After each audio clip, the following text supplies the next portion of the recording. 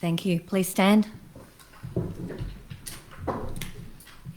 Almighty God, we pray for your blessing upon this council, help and prosper its work for the advancement and benefit of its people, so that peace and happiness, unity and justice may be established amongst us all.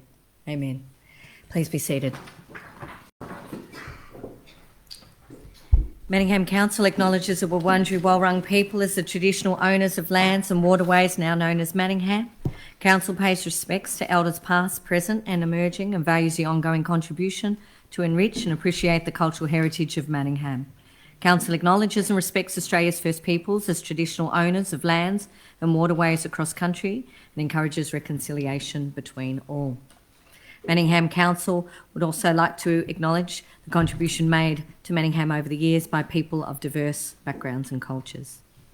I welcome all members of the public who have joined us in person and online to observe tonight's proceedings. I'd like to advise that tonight's meeting is being audio and video recorded. All care will be taken to maintain your privacy. However, as a visitor in the public gallery, your presence may be recorded. By remaining in the gallery, it is assumed your consent is given in the event that your voice and or image is broadcast by Council. For those of you in the gallery, you will notice that Councillor Laura Mayne has joined the meeting remotely this evening. This is via our first hybrid council meeting, and we welcome Laura online this evening. As with all council meetings, we are taking questions from the public and encourage you to submit your questions in accordance with our normal practice. As we transition back to in-person, we will continue to take questions from members of the public who do not feel comfortable in attending meetings in person. In those circumstances, our CEO will read out the questions. A response will be provided where we have the information at hand. If we're unable to provide a meaningful response, we will take your question on notice and provide a response in writing. We will deal with a maximum of 2 questions per person and 2 questions on any one issue. If you have more than 2 questions, please submit these additional questions in writing through normal channels. Council meetings are conducted in accordance with our governance rules. We will introduce each item of business as listed on the agenda by calling it by number and by reading the title. I will then call for a mover and a seconder of the motion on the item before opening any debate. Only councillors can join the debate on any item.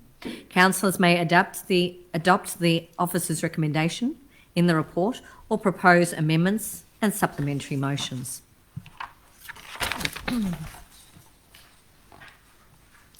Item number 2, apologies and requests for leave of absence. There are no apologies.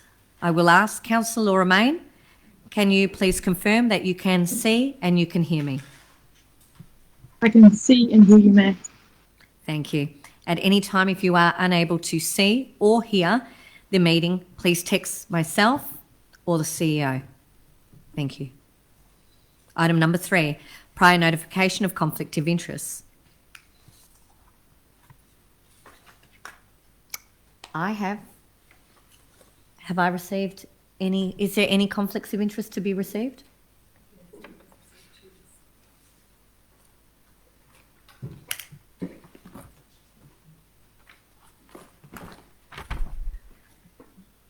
Okay.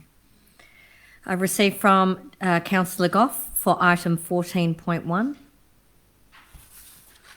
And I've also received from Councillor Conlon also for item 14.1.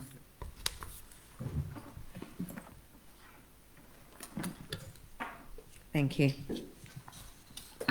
Item number 4, confirmation of minutes. Do I have a mover? Councillor Chen. I move that the minutes of the council meeting held on 24th May 2022 be confirmed. Thank you. Do I have a seconder? I second the motion. Councillor Lang. Councillor Chen, anything to add? No, thank you. Let's put that to a vote. Those in favour? Unanimously carried. Thank you. Item number 5, presentations.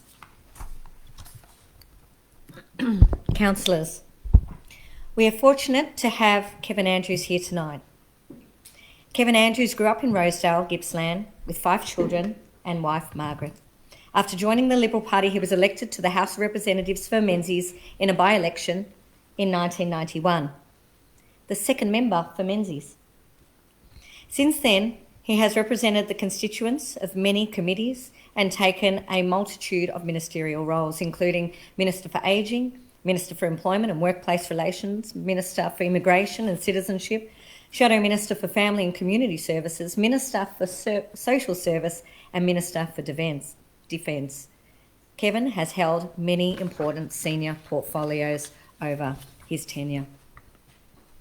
When you were the Minister of Defence in 2014 and 15, actually, Kevin, I remember coming to Parliament House. It was an incredible experience for all the council to be invited to visit you. And I have to say, the protocols were just that next level. So, something I shall remember. While you held the important federal portfolios, you continually demonstrated your community mindfulness and commitment to our community here in Manningham. You first held the Menzies Community Australia Day Awards in 1993 as a once-off event to recognise outstanding community contributions. It was so popular that it's continued. And now, over 1,200 people have been recognised with an award at this annual event. Both Councillor Goff and myself over the years have been awarded the Menzies Award, and for that we're very thankful for. We're proud that our council has hosted and supported this event in our function centre every Australia Day since. You've continued to support the Mayoral Ball each year, and we still look forward to seeing you in October for our next one, the best that's yet to come. You've always attended the local Anzac ceremonies, and in fact, you've never missed one, but one. And that was when you were overseas on Anzac Day at the ceremony in Gallipoli as you were the Defence Minister. We've always been amazed by your ability to be so eloquent at all your public events. When speaking at Anzac Day ceremonies, you'd stand up without notes. You'd share such deep historical knowledge. You are a real orator of history. Incredible. Another example was when you stepped in without pre-warning to officiate one of our citizenship ceremonies when the then Mayor, Councillor Goff, was unexpectedly unavailable. Kevin has supported several federal funding applications for sport and recreation upgrades in Manningham, and as such, floodlighting for sporting grounds and facilities, Fitzsimons Lane and Main Road corridor upgrades. You facilitated a $250,000 contribution to Smart Cities, reinventing neighbourhood projects at Jackson Court. And you've been responsible for a lot of black spot funding for roads here in Manningham also. You have many interests, including riding and cycling. You've authored a series of books and journals covering policy, history, marriage and cycling. And I'm sure you'll have a lot more time now to write so many more. So Kevin, on behalf of Council, it's an absolute honour to thank you for your 30 years of service to the community. Your outstanding achievement, your dedication is unwavered, and it's very, very much thanked by the community at large. I'd like to give you this gift, and it's on behalf of Council. It's by the artist Tara Noble, or Harata, who is a local artist who trained at Potter's Cottage in Warrandyte in the early 1990s. He still lives in Manningham and has been a staple potter in the area for many years. We have other pieces of his collection, but from Manningham to yourself, a beautiful piece that will remind you of the love that Manningham in thanking you for your service. So thank you, Kevin. So I'd like to ask you to come to the podium and just say a few words, and then I'll present you with your gift. Thank you, Madam Mayor, Councillors, ladies and gentlemen. It's a great honour to receive this gift tonight. It's been a privilege to have served this community for all but 31 years. The electorate of Menzies is essentially Manningham, albeit from time to time parts of Banyule, Maroondah, Nillumbik and now Whitehorse have been in the Menzies electorate, but essentially Menzies and Manningham have been synonymous, the same area. And it's been a great privilege, as I say, to have served the community and to have worked closely with councils over that period of time. When I was first elected, of course, it was Doncaster Templestowe, and indeed the first 4 mayors in my early days as the federal member were the mayors of Manningham, of Doncaster Templestowe, and then we had that interregnum of the commissioners, and since then I think I've been told there's been 27 mayors since then, although albeit some have served in the position on more than one occasion, but that adds up to about 1 mayor a year for each of my 31 years in Parliament. And I must say that I've thoroughly enjoyed working with the council. 2 lessons, if I can put it that way, that I always applied to it was to recognise and respect that there are different, as they say, levels of government in Australia. Each of those governments have their own responsibilities and areas of interest and concern, and I always thought it was important as a federal member not to interfere in what the role of the council was, nor indeed the role of the state members of parliament.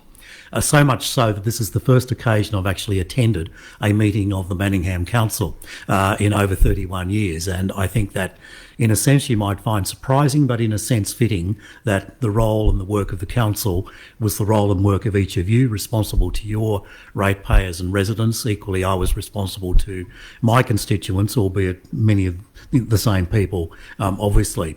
The corollary of that was that I've always believed that when the different levels of government, the representatives of each of the governments, municipal, state and federal, have been able to work together and collaborate, then we can achieve much more than we can alone.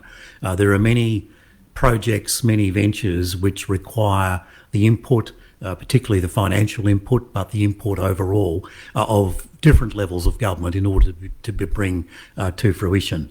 And that happened on many occasions. And it didn't matter who the actual councillors were, regardless of their political affiliations or none. If we're able to work together, then I think we're able to bring about results that we would not have otherwise brought about. And that's something which I've always thought was important. You mentioned, Michelle, the Australia Day Awards. As you say, I thought they might run for 2 or 3 years when I started them, and then 30 years later they were still going, and as you said, over 1,200 recipients. For me, that was probably the most important contribution that I've been able to make to the community here in Manningham, and that is to recognise the organisations and the individuals who, day in, day out, in an almost unknown way, except for those in their own immediate organisation, were contributing to our community in all sorts of organisations, cultural, sporting, religious, civic, and all sorts of other groups within the community, many of them fairly well unknown. And to be able to honour those people in the way in which we did, and I thank the council for its cooperation and the fact that it made available the Civic Centre each Australia Day for those awards, I think was very important. None of those people were doing what they were doing because they were seeking some sort of glory or recognition. They were doing it for the welfare of others within the community. But I do think it's important from time to time to recognise people who are doing that work on a voluntary basis, and many of them for not just years but decades, contributing to the well-being of our community. My aspiration, as I've said many times over the past 3 decades, was for the peace, the welfare and the happiness of the people of Australia, more importantly for the people of my electorate, as it then was, the people of Manningham. I hope I've contributed in some small way to that welfare and happiness of the people. I thank the council, this council, on behalf of all the previous councils and councillors, for being able to work together with you. I wish you all the very best in the future. I'm moving on to other things now. which I'm looking forward to, but I've always have a special place in my heart for the City of Manningham, and particularly for those of you who represent the residents of Manningham. May you continue to prosper. May you continue to work for the happiness and the welfare and the peace of the people of this municipality. Thank you very much. So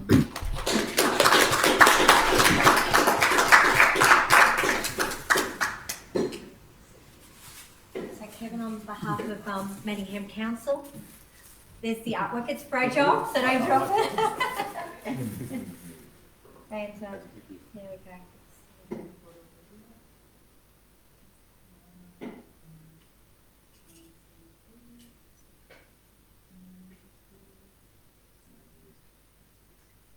Thank you very much. Thank you. Much appreciated. You don't have to stay. I won't stay for all the planning applications with respect to the residents. I might want to get involved. But thank you very much. Thank you. No, thank you very much.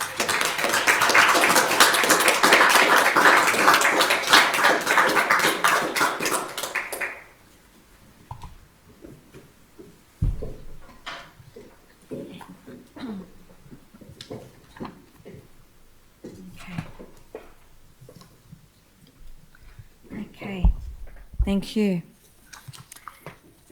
And we've also got another acknowledgement. It's 5.2, Queen's Birthday Honours List 2022. I'd like to congratulate Manningham resident Miss Lena Lee, who is honoured in this year's Queen's Birthday Honours List. Miss Lee was honoured in the general division for her service to sport as a gold medalist at the Tokyo Paralympic Games 2020. Item number 6, petitions. There are no petitions. Item number 7, public question time. We have received a number of questions for tonight's council meeting. At this time, everyone submitting a question to council will have the opportunity to read out their question, and you can choose to have your question read out by the CEO. Our governance rules provided that we will deal with a maximum of 2 questions per person and 2 questions on any one issue. You have 2 minutes to introduce and ask your question. If you present in the chamber, please make your way to the lectern to ask your question when your name is called. Now, I will state that in this case, we've had more than 2 questions on one issue, and I am allowing them to be asked this evening, just letting you know. So first question will be asked, is Shevish in the gallery this evening? No. So what I will do, Mr. CEO, have you read the question out? Thank you. Thank you, Mayor. Question number 1 is, in the May 2022 council meeting, a discussion was held on the confinement of domestic cats to properties. Has the policy been operationalised, and if so, what is the expectation on the community for hours of confinement, e.g. 24/7? And the second question is, there has been little to no communication of this policy across the Don Vale community, and I am seeing cats wandering the streets unaccompanied as late as 10 p.m. How does the council expect compliance with this policy to be monitored? Thank you. I'll ask Ms Robson, Acting Director of City Planning and Community, to respond. Thanks very much, Madam Mayor, and thank you, Shevesh, for your question. I will answer both of them together. So Council did adopt its domestic animal management plan earlier in May. This strategic document identifies key initiatives that will promote pet welfare as well as responsible pet ownership within Manningham over the next 3 years. Prior to the commencement of the pilot cat confinement order, which will be 24/7, further consultation with the community is required, as well as the development of an education campaign. The Domestic Animal Management Plan identifies that this will occur over the 12 months, with the pilot commencing next year in 2023. As is normal for undertaking new compliance activities, officers will work with the community to educate and to identify any specific parts of the municipality that are of concern. Thanks, Madam Mayor.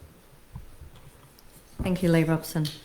Next question tonight is from Con. Con, would you like to come up or would you like your question read out by the CEO? I'll get you to take the lectern.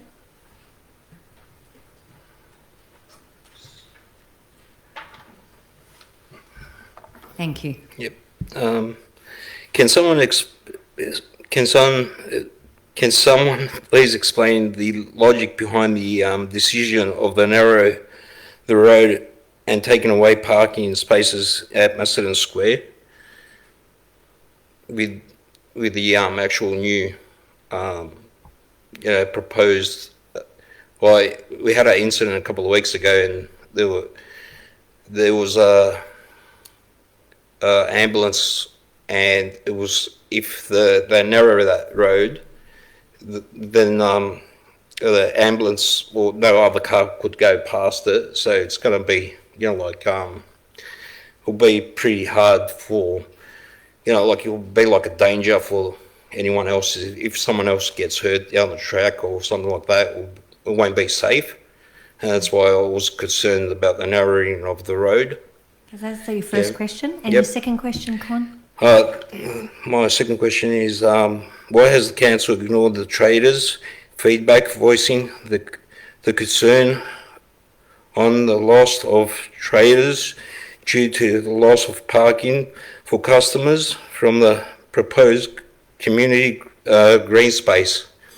So, how the plan is, how he's got the plan. You just have a green zone, and it's going to take away parking, and then after that, all our traders are going to lose business from it, and we're therefore, most of the traders want to be there for long term, and so we won't.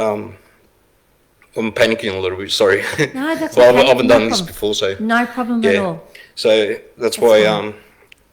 As I see it, even most of my clients, they think it's not a right procedure.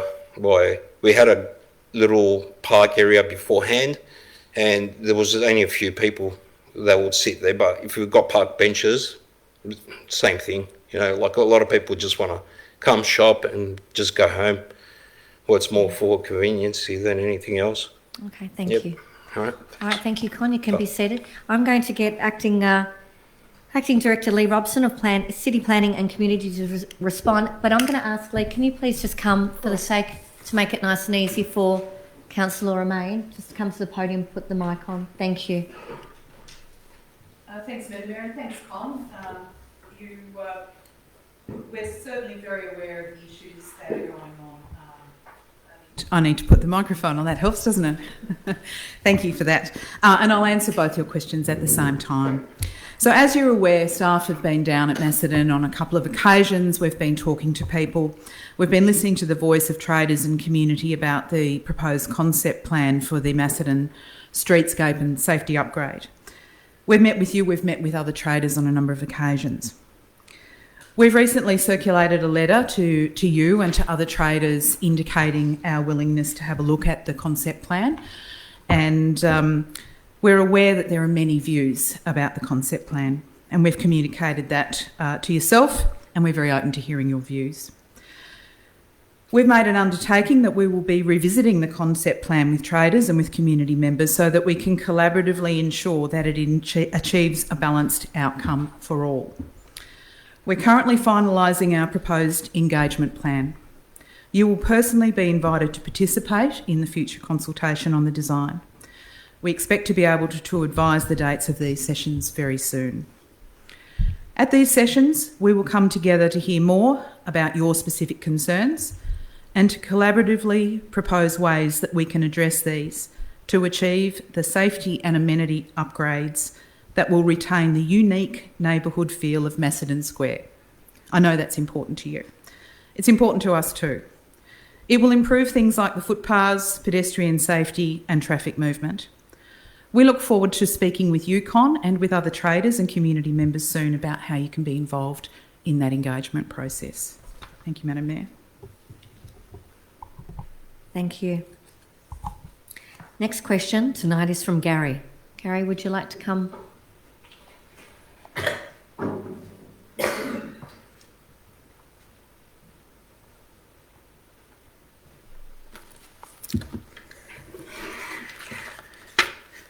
Okay. Thank you, Mayor and councillors and officers. Okay, how does strip retail work? It's no different to McDonald's drive-through, in and out efficiently. If you give the customers newspapers and tell them take their time, it will fail. It doesn't work like the restaurant because we have limited parking. It has to be in and out efficiently. It's also no different to a Swan Hardware or a Reese Plumbing with limited parking, supplying local traders who are time poor. In and out quickly is the priority. This is how strip retail works with limited parking. You talk about wanting to make us vibrant like Templestowe Village. Templestowe Village isn't vibrant. Carlucci's is vibrant. Look down the footpaths, they are quiet. They would have half the patronage of Madison Square. We make it vibrant by all the large number of shoppers we attract. The artisans, the quality services speaks volumes of our success far greater than Templestowe Village. The council didn't create that, we did. And you want to upend it into something it's not. Safety. There have been multiple criminal instances over a number of years where I have directly, and people working with me, intervened to protect the safety of people and property in the night. You can ask Daniel Deneen about that. A council officer recently accused me of not caring about safety. Obviously, I don't care about my own. Every letter I've sent to the council has highlighted public safety. If the council really cared about safety, they would have repaired the footpath sooner and put bollards in after the unfortunate girl lost her leg. As a Traders Association, we will stand up for our rights and protect our centre, even if it's against the council, with a misinformed plan that doesn't prioritise safety and the continued success of the businesses and the thousands of people who rely and support us. We play chess with this, but by the council's actions in September 2021 by passing their plan, it upended the table. 2 minutes. If the council was generally working in our interest, they would have called us in with a blank plan from the start. Thank you. The question is, 1. We are concerned that the council still intends to develop an open space, which includes changing of the road, encouraging shoppers to stay longer. Why hadn't council consulted with a retail consultant to assess the impacts this will have on Madison Square, and will you? Question 2. The council is widening the rear lane to improve its functionality and safety, but intends to reduce the width of Macedon Road and the access road from High Street to the mall. Isn't the contradiction evident? Thank you very much. Thank you, Gary.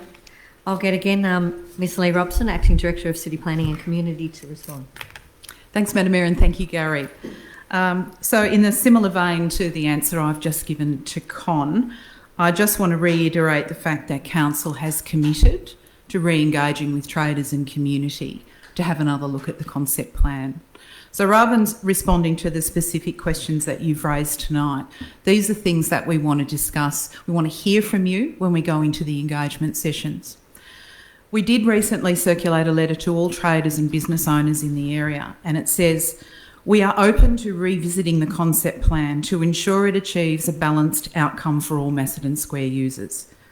Our goal is to ensure that you all have a say in the upgrade, and importantly, agree that the process used to reach the amended design is fair and inclusive. This is an important project. We want to work with you to get the best possible results for our community while keeping safety central to the project. We stand by that, and we will be inviting you and other traders and community members to meet with us in an open and fair way. We commit to listening to you, and we commit to working collaboratively on a process where we can further this project to make sure that community safety is central to what we achieve there. Thank you, Madam Mayor. Thank you, Lee Robson. The next question tonight is from Monica. Monica, are you in the... Yes, would you like to come to the podium, or would you like the question read out by the CEO? Well, read it out because I didn't prepare, but I thought I wasn't going to be going up. No problem, Monica. So I'll get the CEO to read it out. Is that what... I'll do my best, Monica, for you. So the question from Monica is, why does Macedon Square need such radical changes, namely narrowing the width of roads all cars needing to back up from parking bays, and the new open space area. My business has been there for 26 years, and in the last 10 years, Madison Square has finally become busier and a more vibrant place. Why change above when it's actually functioning now for everyone? And the second question is a specific parking related matter.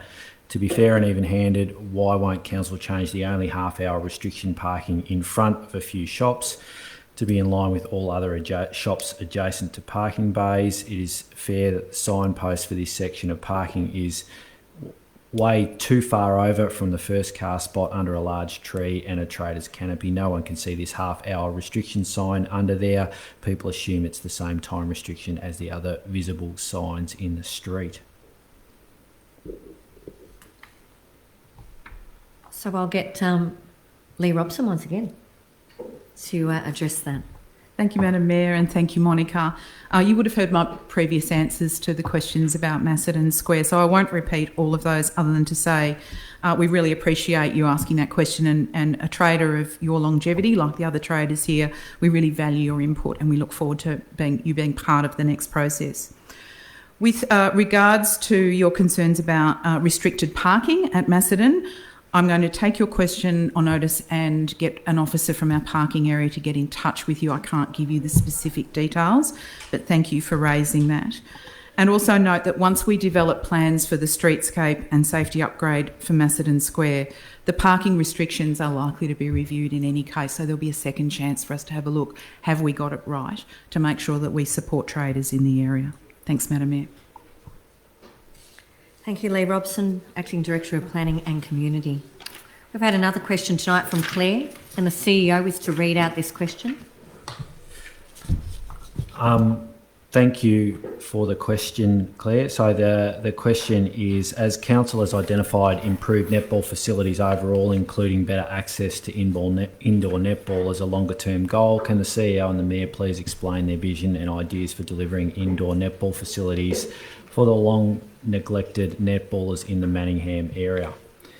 And I'm happy to respond to that one. Again, thank you for the question, Claire. Certainly netball has been on council's agenda for some time now, certainly in the time that I've been here, and there's been a number of discussions with netball associations and the like over that journey. So council have included in their Active for Life recreation strategy an action to actually review all indoor sporting needs across the municipalities and plans, with a focus on DISC and also Templestowe Leisure Centre, and that is very much focused in on the needs for netball from an indoor sport perspective. I know that officers are actually currently finalising some concepts in relation to both DISC and also Templestowe Leisure Centre, but also specifically as it relates to netball, to brief council hopefully over the next month and a half, 2 months, and then bring a report up to the council before the end of the year. Thank you, Mr. CEO. Okay, item number 8, urgent admission of urgent business, and there are none. Item number 9, planning permit applications. There are no planning applications. Item number 10, city planning and community. 10.1, draft reconciliation action plan 2022-2024. Do I have a mover? I move that the recommendation be adopted and Councillor Deidre Diamante be nominated to join the Manningham Reconciliation Action Plan Working Group. Thank you, Councillor Laura Main. Do I have a seconder? I'll second the motion, Madam Mayor. Councillor Lang. Councillor Laura Main, would you like to speak to the motion? Yes, please. Thank you, Mayor. This plan intends to convey our commitment to inclusivity in our First Nations people and extend our acknowledgement that we in Manningham all live, work and play on Wurundjeri Woi-wurrung land. This plan aims to develop meaningful relationships with our First Nations people, foster respect and understanding, value and protect their cultural heritage, and finally support First Nation groups in public spaces. Since 1997, Council has demonstrated our commitment to reconciliation, and we've been going through a bit of a journey since. We've established similar RAPs, or Reconciliation Action Plans, in 2012, again in 2015, and since have had a review in 2018, which has led to this RAP. The review identified some of the barriers, that being the level of integration of our commitment to reconciliation, limitations to monitoring and reporting, and some personnel or resource limitations. As a result, Council has established a whole council approach to reconciliation and have had our draft plan passed all the way back in August 2020 with lots of feedback and lots of rounds of feedback since then, as you can imagine. Notably, we have completed in consultation with our RAP working group and the Wurundjeri Woiwurrung Cultural Heritage Aboriginal Corporation, all in accordance with guidance from Reconciliation Australia. Our plan includes 15 actions, which are framed around the 3 focus areas: relationship, respect, and opportunities, all of course with good governance being considered. I would like to thank the officers for their work and the Wurundjeri Woiwurrung Council for their collaboration, as well as wish Councillor Diamonte the best being nominated to join the RAP working group, as I've only heard great things about being part of this group. That's all. Thank you, Councillor Lang. Councillor Main. Councillor Lang. Thank you, Madam Mayor, and thank you, Councillor Laura Main, for your detailed explanation. I just wanted to also say that I commend the officers for proceeding with the Reconciliation Action Plan and actually moving up in the phases of reconciliation action plans to an innovative phase, which means that they are aiming at implementing reconciliation initiatives, building these strong relationships with respect and connection opportunities. So I just wanted to commend officers, the RAP working group, and thank the Wurundjeri Woiwurrung Cultural Heritage Aboriginal Corporation for endorsing the Manningham Reconciliation Action Plan. Thank you. Thank you. Councillor Laura Main, anything further to add? Oh, sorry. Any speakers against? Apologies. Any other speakers? Councillor Diamonte. Thank you, Madam Mayor, and thank you to the councillors for the nomination to join the working group. One of the cool things about being a councillor is what we get to learn and what we get to experience. And in the last 2 years, I have learnt so much about Aboriginal culture and its impact on our day-to-day lives in Manningham. I'm part of the Heritage Advisory Committee. I've learnt that some of our major roads in Manningham started out as walking tracks for our First Nations people.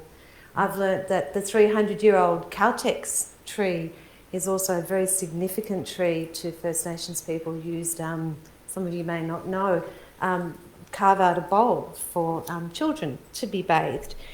But I've built a really stronger appreciation of the significance of National Sorry Day and Reconciliation Week to First Nations people as part of their healing process and respecting the terrible trauma that happened to First Nations people at the time of white settlement.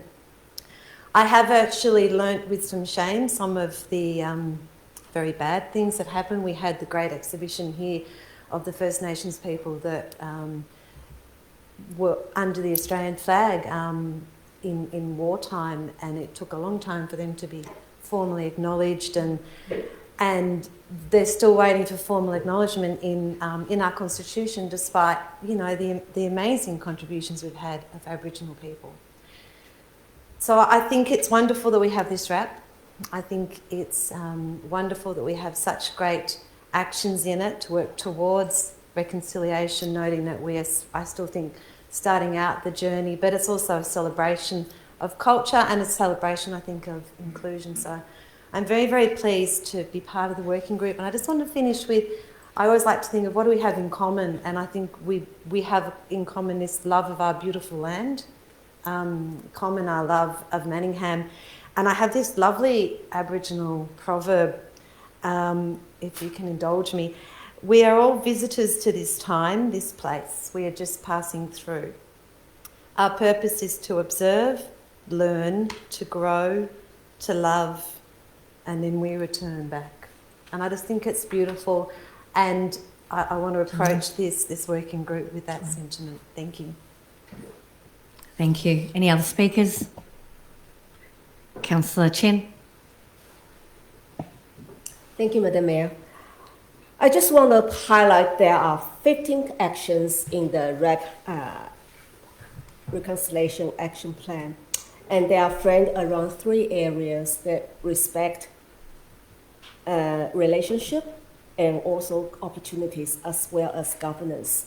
As a council, we are committed to developing a mutual relationship, and we also believe that council has a key role in fostering respect and understanding First Nations cultures. And we also, in a firm belief that council can play a role to increase and enhance opportunities for First Nations people through employment and through supporting economic participation of First Nations-owned business in Manningham. But, Madam Mayor, I also want to highlight that Manningham has nearly 45%, I repeat, 45% of residents who were born overseas, and nearly 42% of people speak a language rather than English at home. As a councillor who fits in those 2 categories, and I know personally how keen they like to get involved. So they like to get involved to know the Aboriginal, the First Nations people's history, the knowledge, and to bring trust for both sides and to get to know each other. So I hope that we can, those multicultural communities can also get involved and to be part of the journey. So together, we can all grow awareness, support, preserve, and celebrate First Nations arts, cultures, history, knowledge, and of course, languages. Thank you.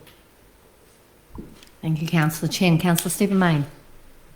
Thank you, Mayor. So my brief contribution is to say I thought it was fantastic that the new Prime Minister on election night mentioned and elevated the voice in the constitutional amendment as one of the first things he said in his victory speech. It's also terrific that the federal opposition have appointed a spokesman who's supportive of the voice, and this is an issue, reconciliation, that has remarkable momentum. The bipartisan support for treaty in Victoria, the first state to pursue the treaty, bipartisan support similarly in South Australia for treaty. When some of us who were in Canberra recently at the Australian Local Government Association National General Assembly, overwhelming support from voting delegates for the voice. At the Municipal Association of Victoria State Council meeting earlier this week, overwhelming support from voting councils for the voice. And so it's very important that we have a contemporary and relevant, well-consulted RAP, which this is. I know there was keen interest from councillors to be involved and participate, and I'm very much looking forward to our Deputy Mayor representing all councillors empathetically and diligently on the RAP at this very important time for reconciliation in this nation.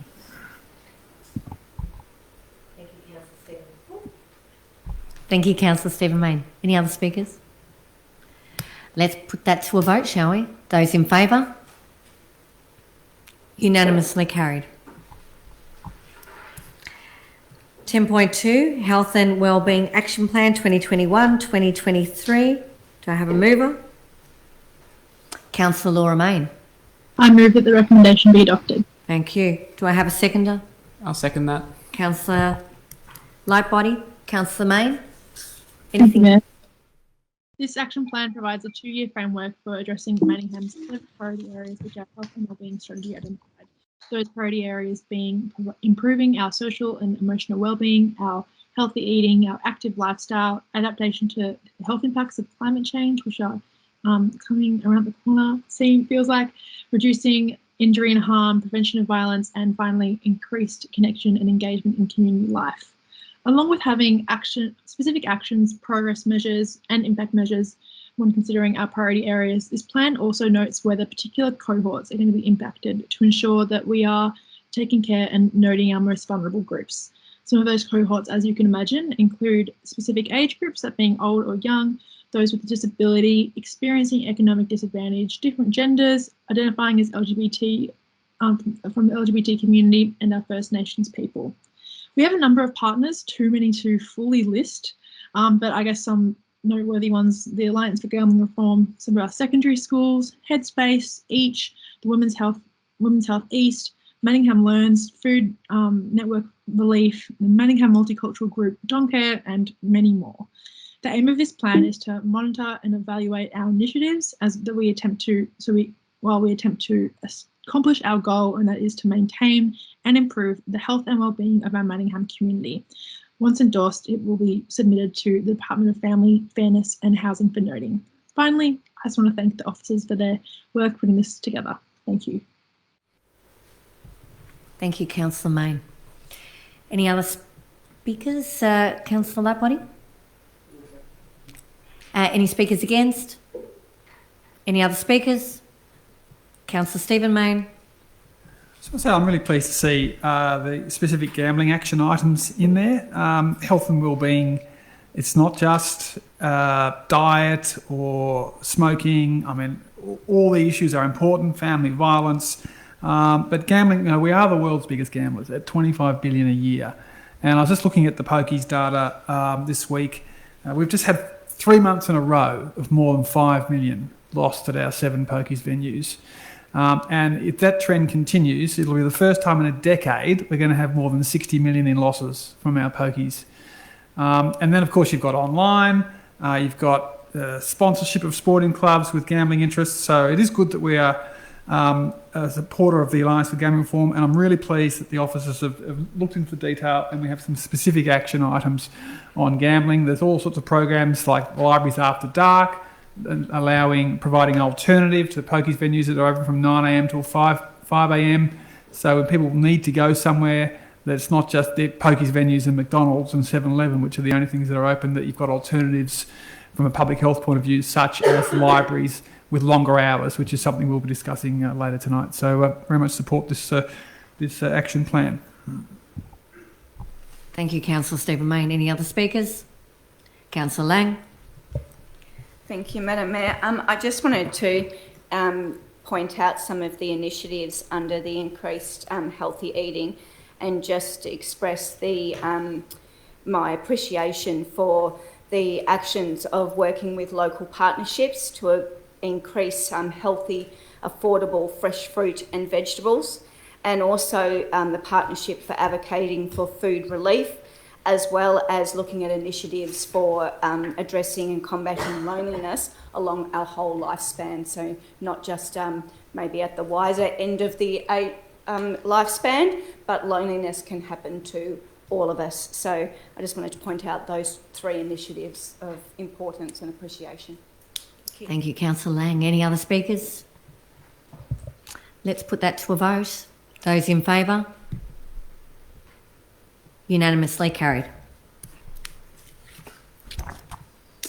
Item 10.3, 2022 Annual Grant Program Recommendations. I have a mover. Councillor Del Monte. I move that the recommendation be adopted. Thank you. Seconder. I second the motion, Madam Mayor. Councillor Lang. Councillor Del Monte, you have the floor.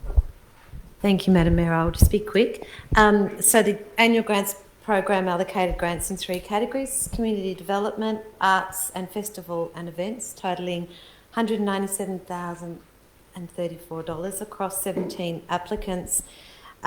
Examples include neighbourhood houses, church communities, sporting facilities, the Eastern Domestic Violence Service and clubs. I just want to say briefly that grants are a really, really important way of any government to help any government achieve their priorities, and these grants are instrumental in helping us achieve our community priorities, our healthy community, our connected community, a community that has strong emotional well-being.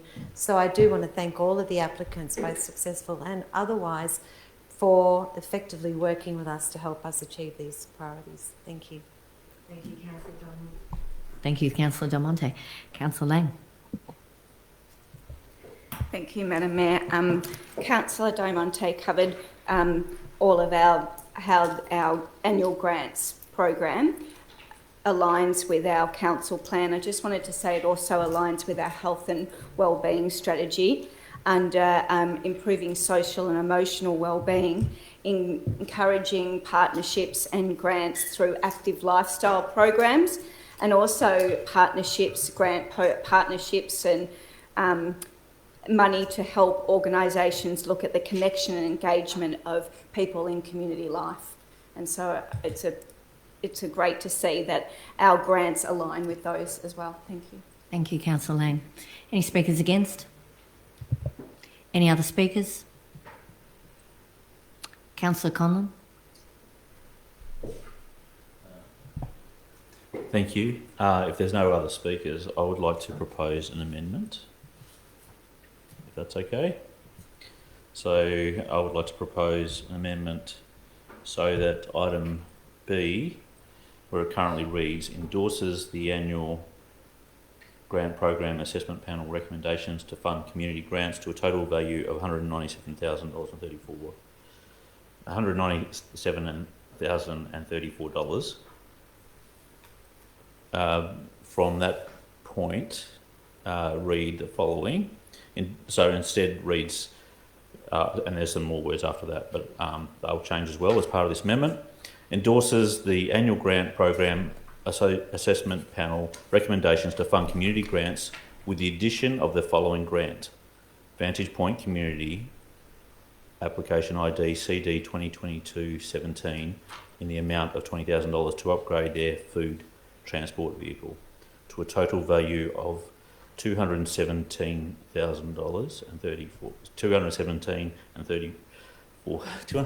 Yeah, I'm a maths teacher. I should be able to read that. I tell my kids, this is how it reads. Okay, $217,034 against the draft 2022-23 budget of $190,000, including an additional allocation of $27,000. It's $27,034. Why couldn't I put zeros in it? Okay, then that's my proposal. Thank you. Okay, so I'm happy to second that. I've got a seconder. Okay, so Councillor Conlon, would you like to speak to that? I would like to. Thank you. Councillors, this is a significant request from Vantage Point. They currently provide 4,400 meals every single week to people in Manningham. They also do meals in other local government areas. That's just in Manningham. This is a significant request in terms of the amount, but it's only a portion of what they need, and they have sought sources from other places. The reason they need this grant is actually to have a refrigerated transport 3-tonne vehicle to be able to transport their food safely and distribute more fresh foods and refrigerated goods.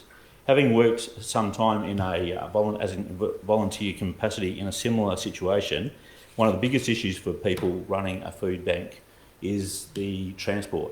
And unfortunately, you've got to drive all the way over the other side of the West Gate to pick up the food. You've got to drive it all the way back after packing it, after spending an hour there packing it or whatever. You make your way back and then you unpack it and then you try and distribute it. In that window of probably about an hour's travel and an hour of packing the truck, everything heats up. So, and that creates an issue, particularly for fresh fruit and vegetables, as well as for meats. And too bad if you actually get some ice cream given to you, because that's just milk by the time it gets back, especially on a summer day. And so this is a critical new piece of infrastructure for Vantage Point's program. And the reason, now I would normally be pro-process. We've gone through a process. We have a policy that includes a process. The panel have come back and recommended that this particular grant not be granted on the basis that while they agree that it's a valuable program, the panel identified inconsistency with Council's adopted health and wellbeing strategy because a third-party contributor is closely aligned with an alcohol manufacturer. And that's essentially their reasoning. It's not to do with whether it's a valid application. It's not to do with whether it's needed or not. It's not to do with any other reason except that I believe that the panel have made some incorrect assumptions about the purpose of, or the link, I guess, to this third party, which is a donor in this case, a foundation donor with some sort of link to making alcohol. I'd like to remind councillors that we spend $7,000 a year approximately on events and alcohol. So it's ironic that on one hand we would deny a grant to a really great community organisation that feeds the most vulnerable in our community, and that feeds into reduced violence, reduced crime, etc. This might not be people, that might be not affecting you directly, but it does have those benefits in terms of the community. And it's ironic that we would deny a grant on the basis of a link that is, I believe, incorrect. So since that panel has made that assumption and recommendation, we've done a little bit more work, and we've found that it's a foundation, it's a registered charity that is donating this money to help fund this truck, this vehicle, this really important vehicle. And it is also, apart from that, there is no strings attached. There is no co-branding. There's no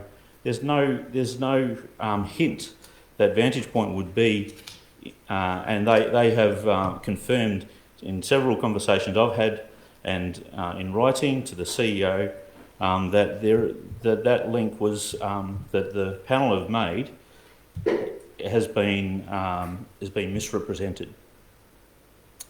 So, going back to process, I guess the question for us as councillors is, are we a rubber stamp council?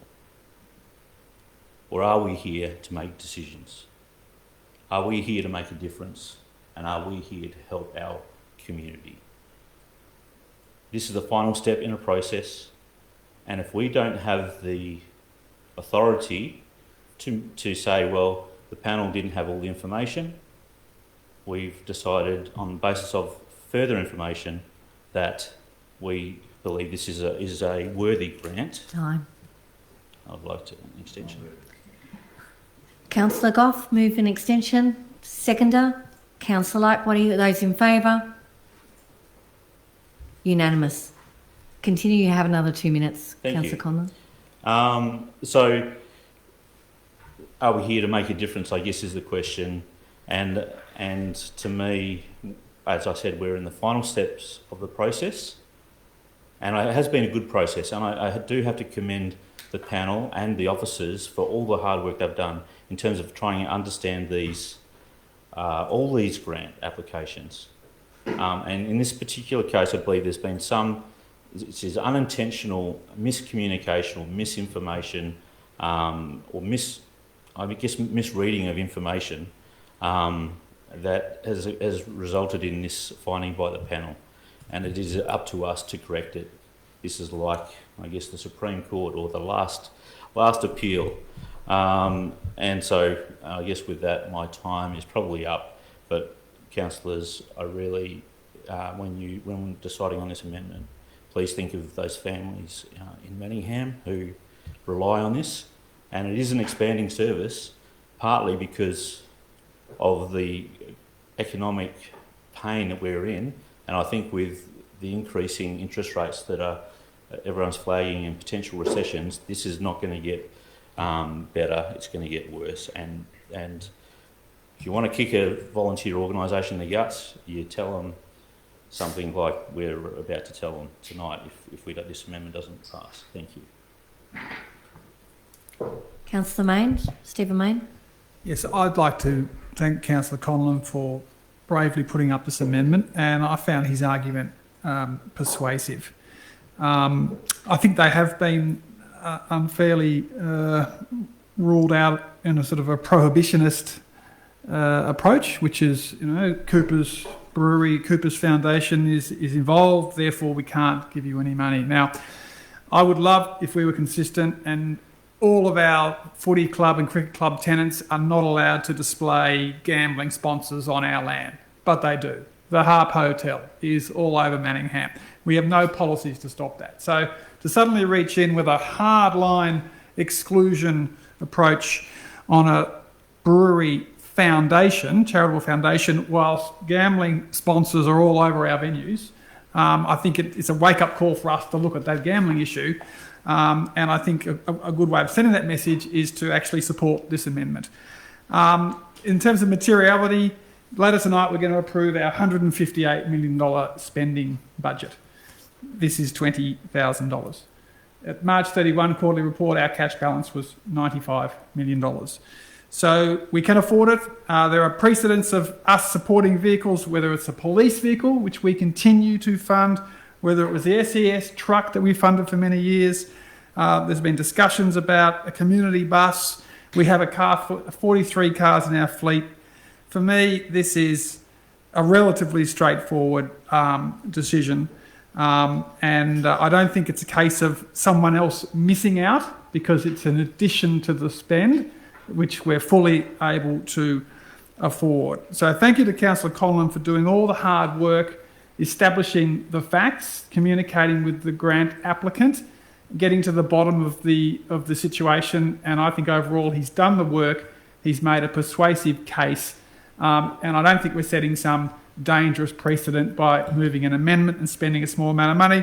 There are councils across Melbourne who typically have 15 amendments a night. We don't have a big history or culture of amendments at Manningham, but Councillor Conlon is right. We're elected to make decisions. We take advice. If we do make this decision, it is a very transparent decision. It's not some backhanded ministerial pork barrel for political purposes. It's a very worthwhile charity. The argument about the refrigeration with that long drive across the West Gate is persuasive, and I urge my colleagues to support Councillor Conlon's amendment. Thank you. Any speakers against? Okay. Anything further to add, Councillor Conlon? No, you don't get a reply, do you? No. So let's put that to a vote. Those in favour? Unanimously carried. So that becomes the substantive. So let's go back to now the substantive. So back to Councillor De Monte. So any speakers, you've spoken, so any speakers against the motion? Any speakers for the motion?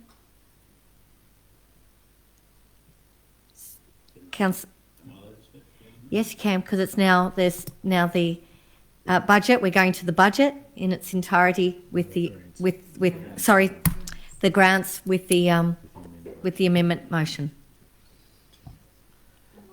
You have 2 minutes. I just want to thank you, fellow councillors, for passing the amendment. That was awesome. Thank you. So you would be closing? You don't? Yes. So, any other speakers? Councillor Lang. Thank you. I just wanted to bring to the point where our annual grants program supports our community organisations to run programs that are for the benefit of our community, their health and wellbeing. And the amendment that was added to it tonight covers under our new health and wellbeing action plan, which we just voted for. It supports our initiative and our action of increased healthy eating, and it promotes and supports local partnerships to increase the access to healthy, affordable fresh fruit and vegetables.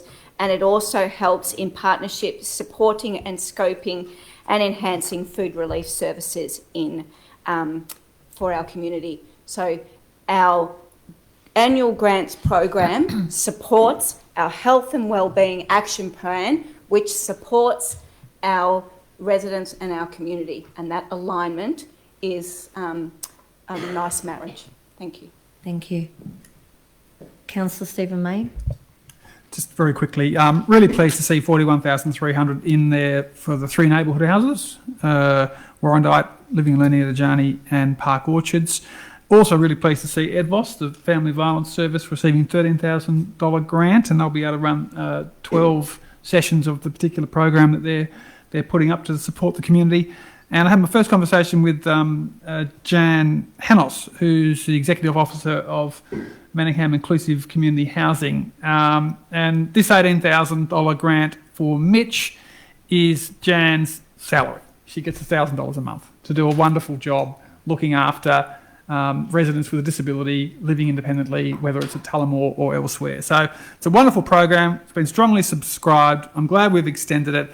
Encourage officers in the future to continue recommending above budget where the quality is there. And this is the second time we've had a grants program where the officers have done that.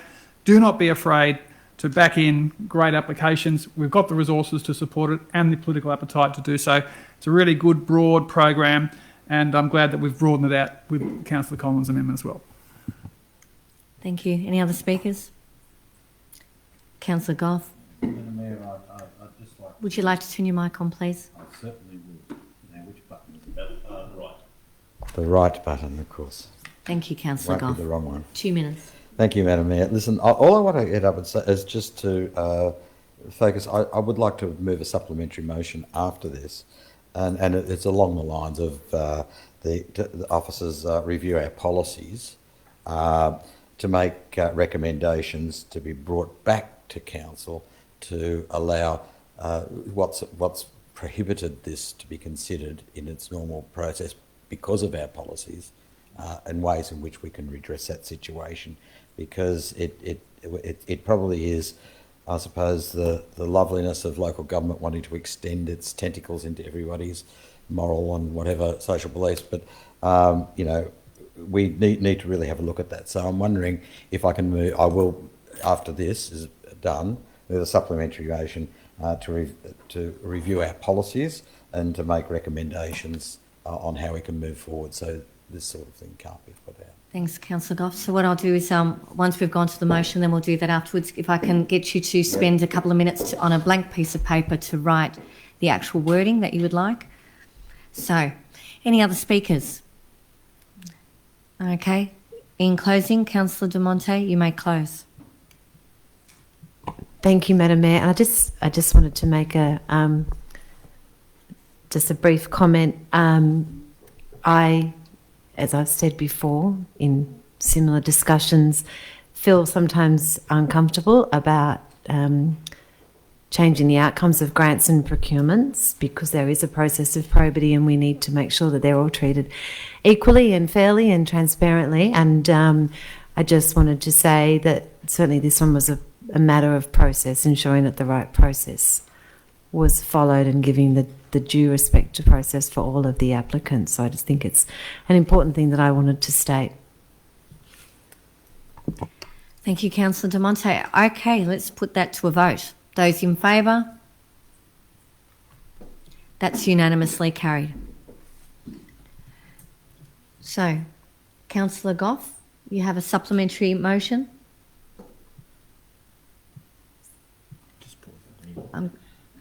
Yep, we're just going to pause the meeting for just a moment. People can have a drink just for a couple of minutes.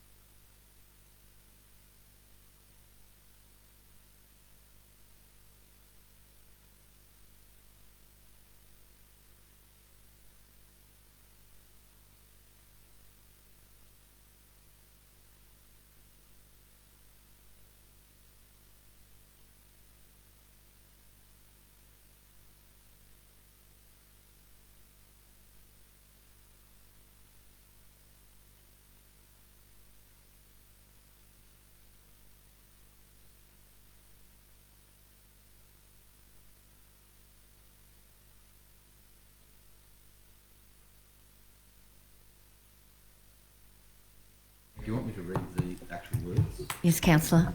Yeah. And you'll need a seconder. So let's read that nice and slowly for all those, and making sure that Councillor Laura Main gets that all. That council officers review, that officers review council's grants policies and make recommendations to council for future programs. It's as simple as that. So what I'm looking at is that we just investigate the way in which a charity, whatever, donated. I'll just, so that's the actual words. That's the words. So that officers review council grant policies and make recommendations to council for future programs. Do I have a seconder for that motion? Councillor Lang. So Councillor Goff, do you want to speak to that, or? No, Madam Mayor, I think it's fairly self-explanatory. No. Councillor Lang? You don't have to speak to it, Councillor Lang. No, you don't want to speak to it.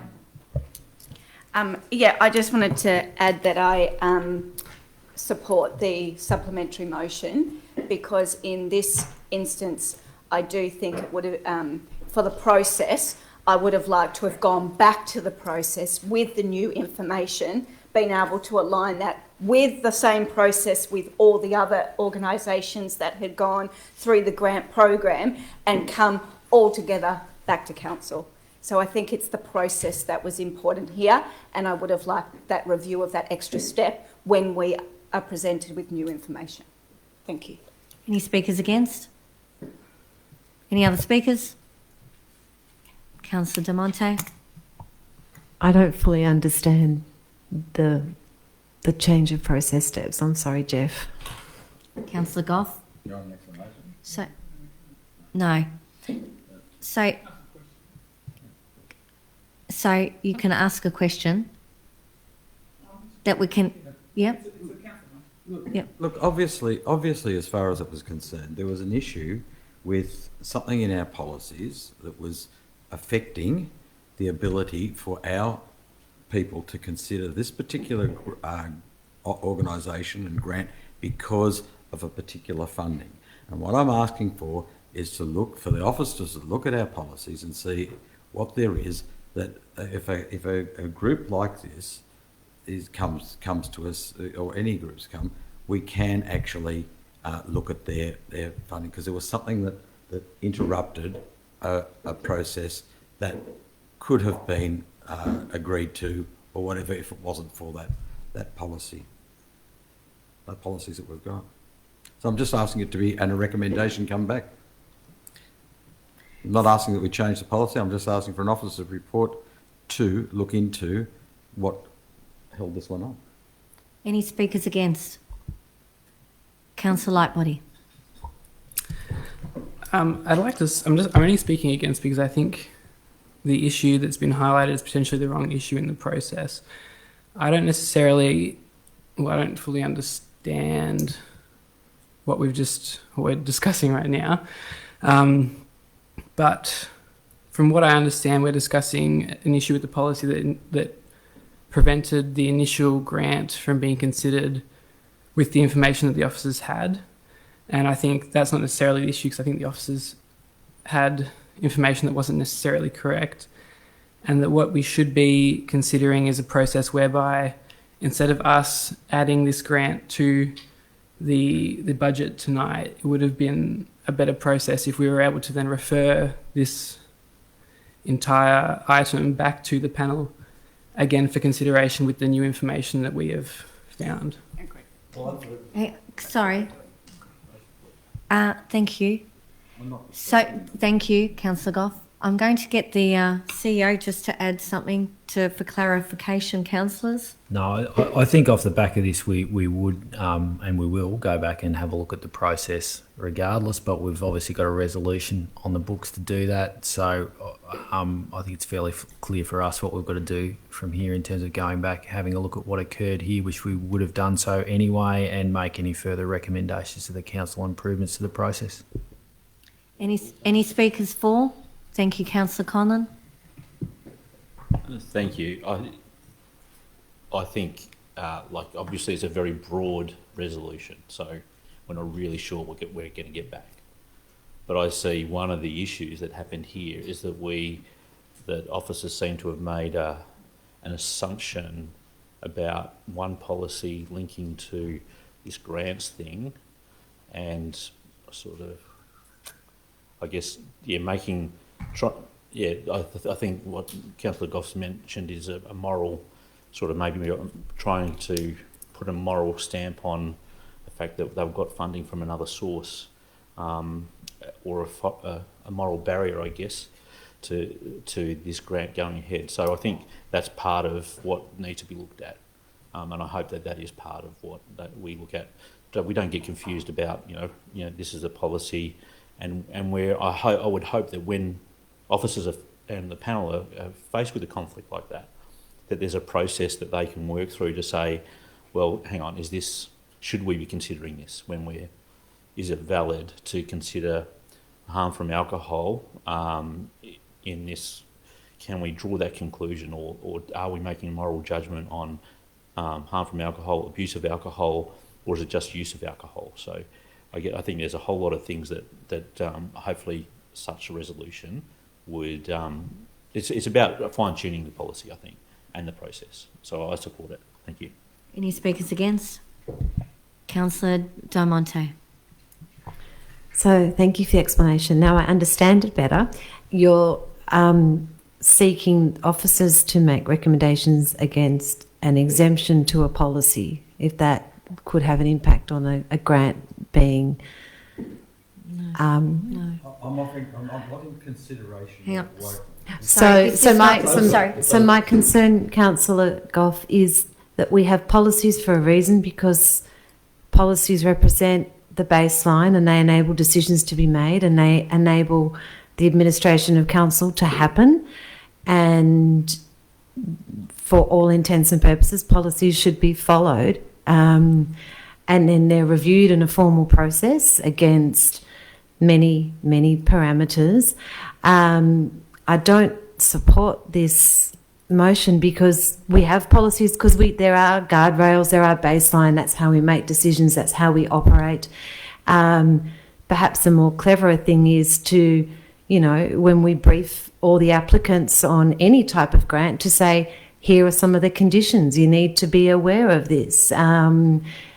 So rather than changing our policies to let grants through, maybe we actually get better at educating people on what our policies are and why they're there. So no, I don't support the motion. Thank you, Councillor. Councillors, just before I go to another speaker 4, to clarify, this is not about making any recommendations. This is there's clearly been some issues, quite clearly demonstrated this evening in tonight's council meeting. So there's some work that needs to be done. So issues like this in the future can be handled in a way that we don't get the oversight of looking at this issue and forgetting the amazing work that we've just endorsed, which is a grants program. So this is not saying that it's about strengthening what we already have. That can end up in many ways, because it's asking for officers to come back with recommendations, a further report. It might come back that it lands the same way. It might look that there's some strengthening needing to be done. As you know, councillors, this has been quite a situation that's come to us. It's quite complex. And this is not the first time that we've had issues come back. So there's some strengthening that clearly needs to happen, that we don't end up being at council meetings having motions and amendments like tonight. So that's what I think Councillor Goff is saying. He's not landing with how it should look and how it will look, but there needs to be something done, and Councillor Goff is just formalising it through a supplementary motion, that it then comes back to us for more discussion and more make-up, and that might land as many ways I'm not going to say skin a cat, but many ways to peel the banana. So, speakers 4. Councillor Mayne, Stephen Mayne. Yes, the councillors, Carrie's just emailed it to all councillors. So to repeat, that officers review council's grant policies and make recommendations to council for future programs.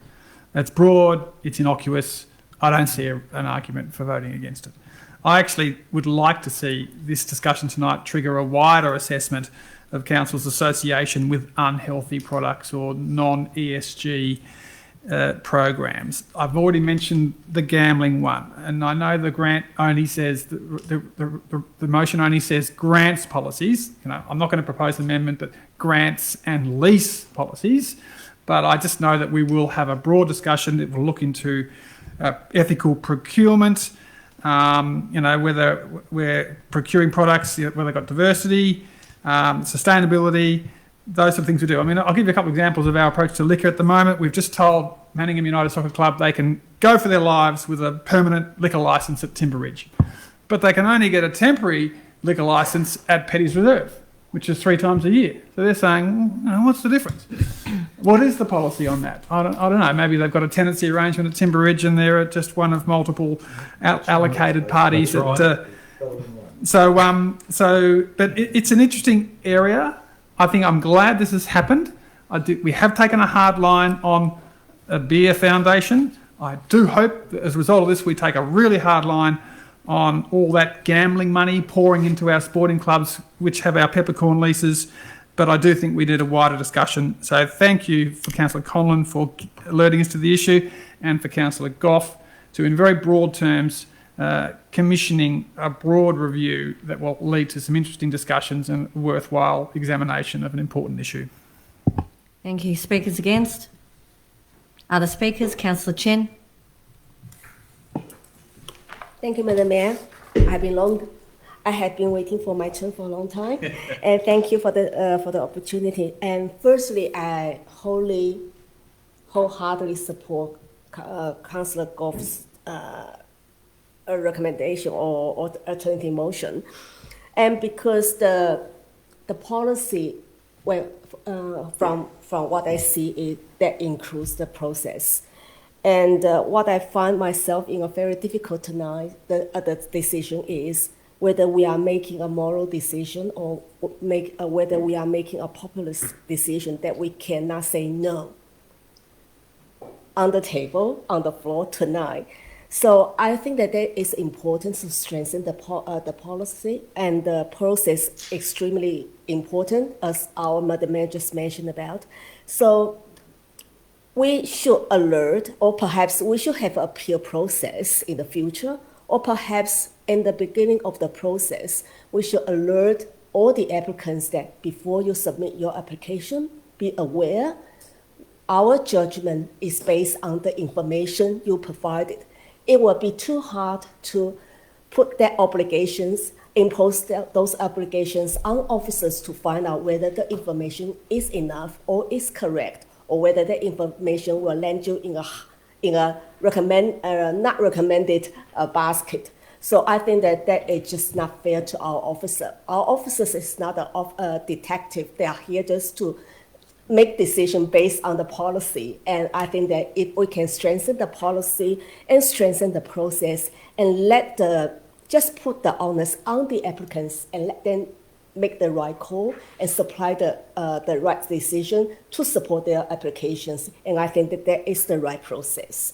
So overall, the grounds is a lovely thing, and I hope that will be the last time I'm here tonight to make a decision, whatever there is a populist decision or whether there's a moral decision that make me have to say yes or comes to say no. I hope that I will never do that again. Thank you. Thank you.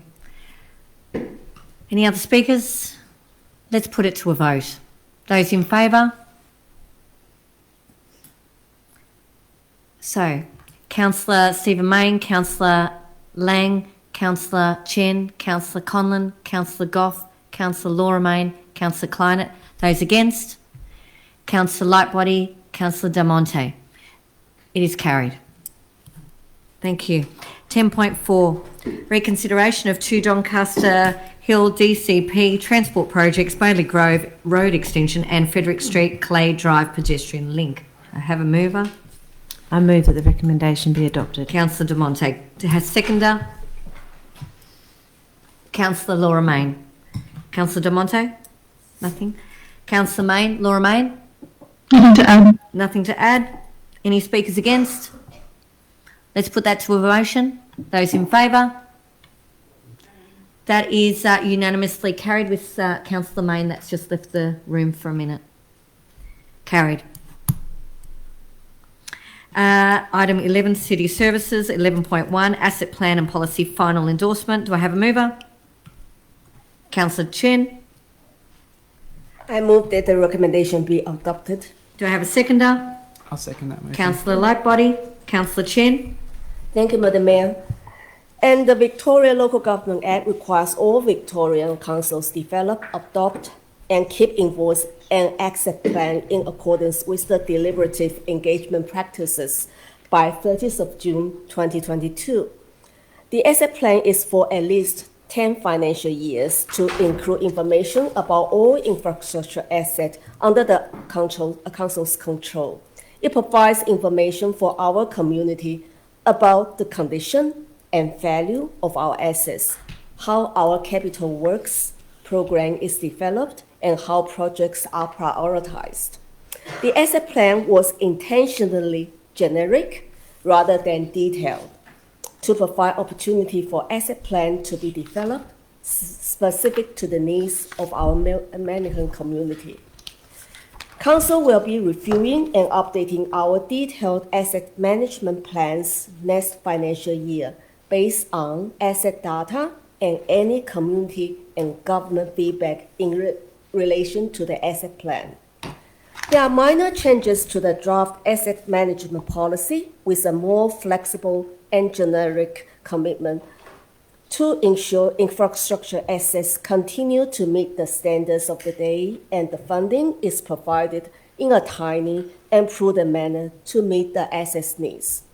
The policy also commits to updating the asset plan on an annual basis and referring it to both Council and Audit and Risk Committee.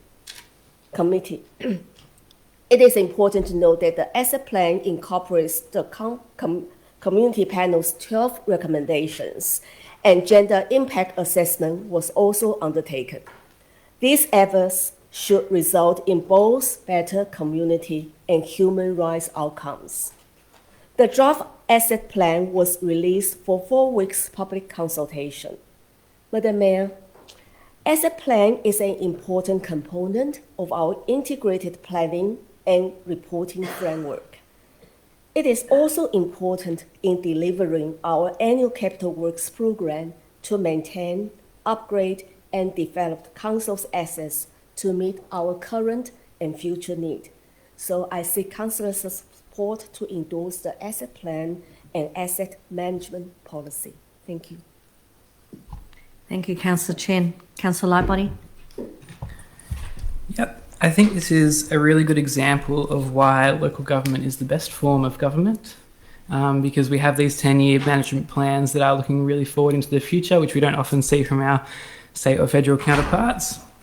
I think this plan is really great because it outlines in detail all the different processes and steps required through the entire life of our council assets.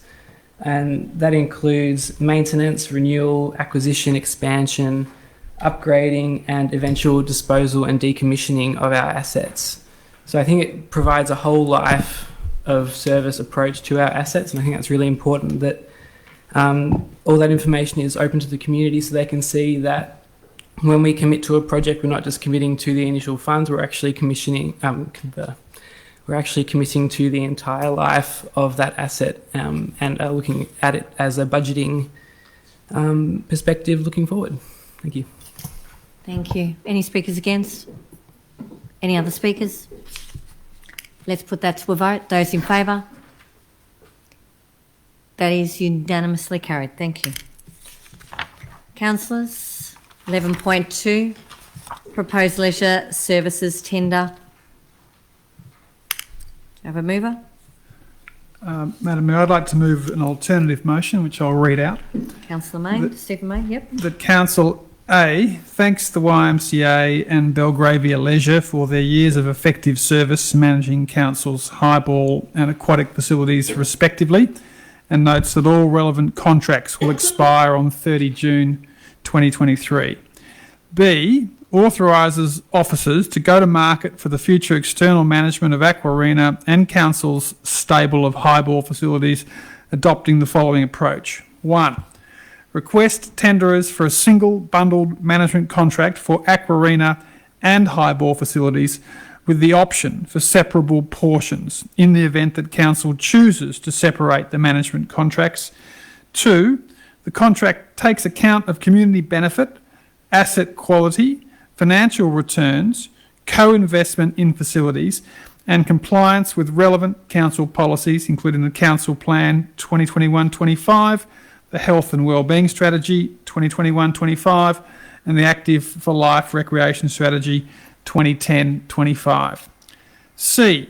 Requests officers include in the tender and contract the flexibility to incorporate the management of additional facilities and services throughout the duration of the contract term. D. Requests officers brief Council on the key details of the tender specifications and documentation about the Council assets prior to making the material available to tenderers. And E notes a further report will be presented to Council in the first half of 2023 for contract award. Thank you. Do I have a seconder? Councillor De Monte. Councillor Mayne, Stephen Mayne.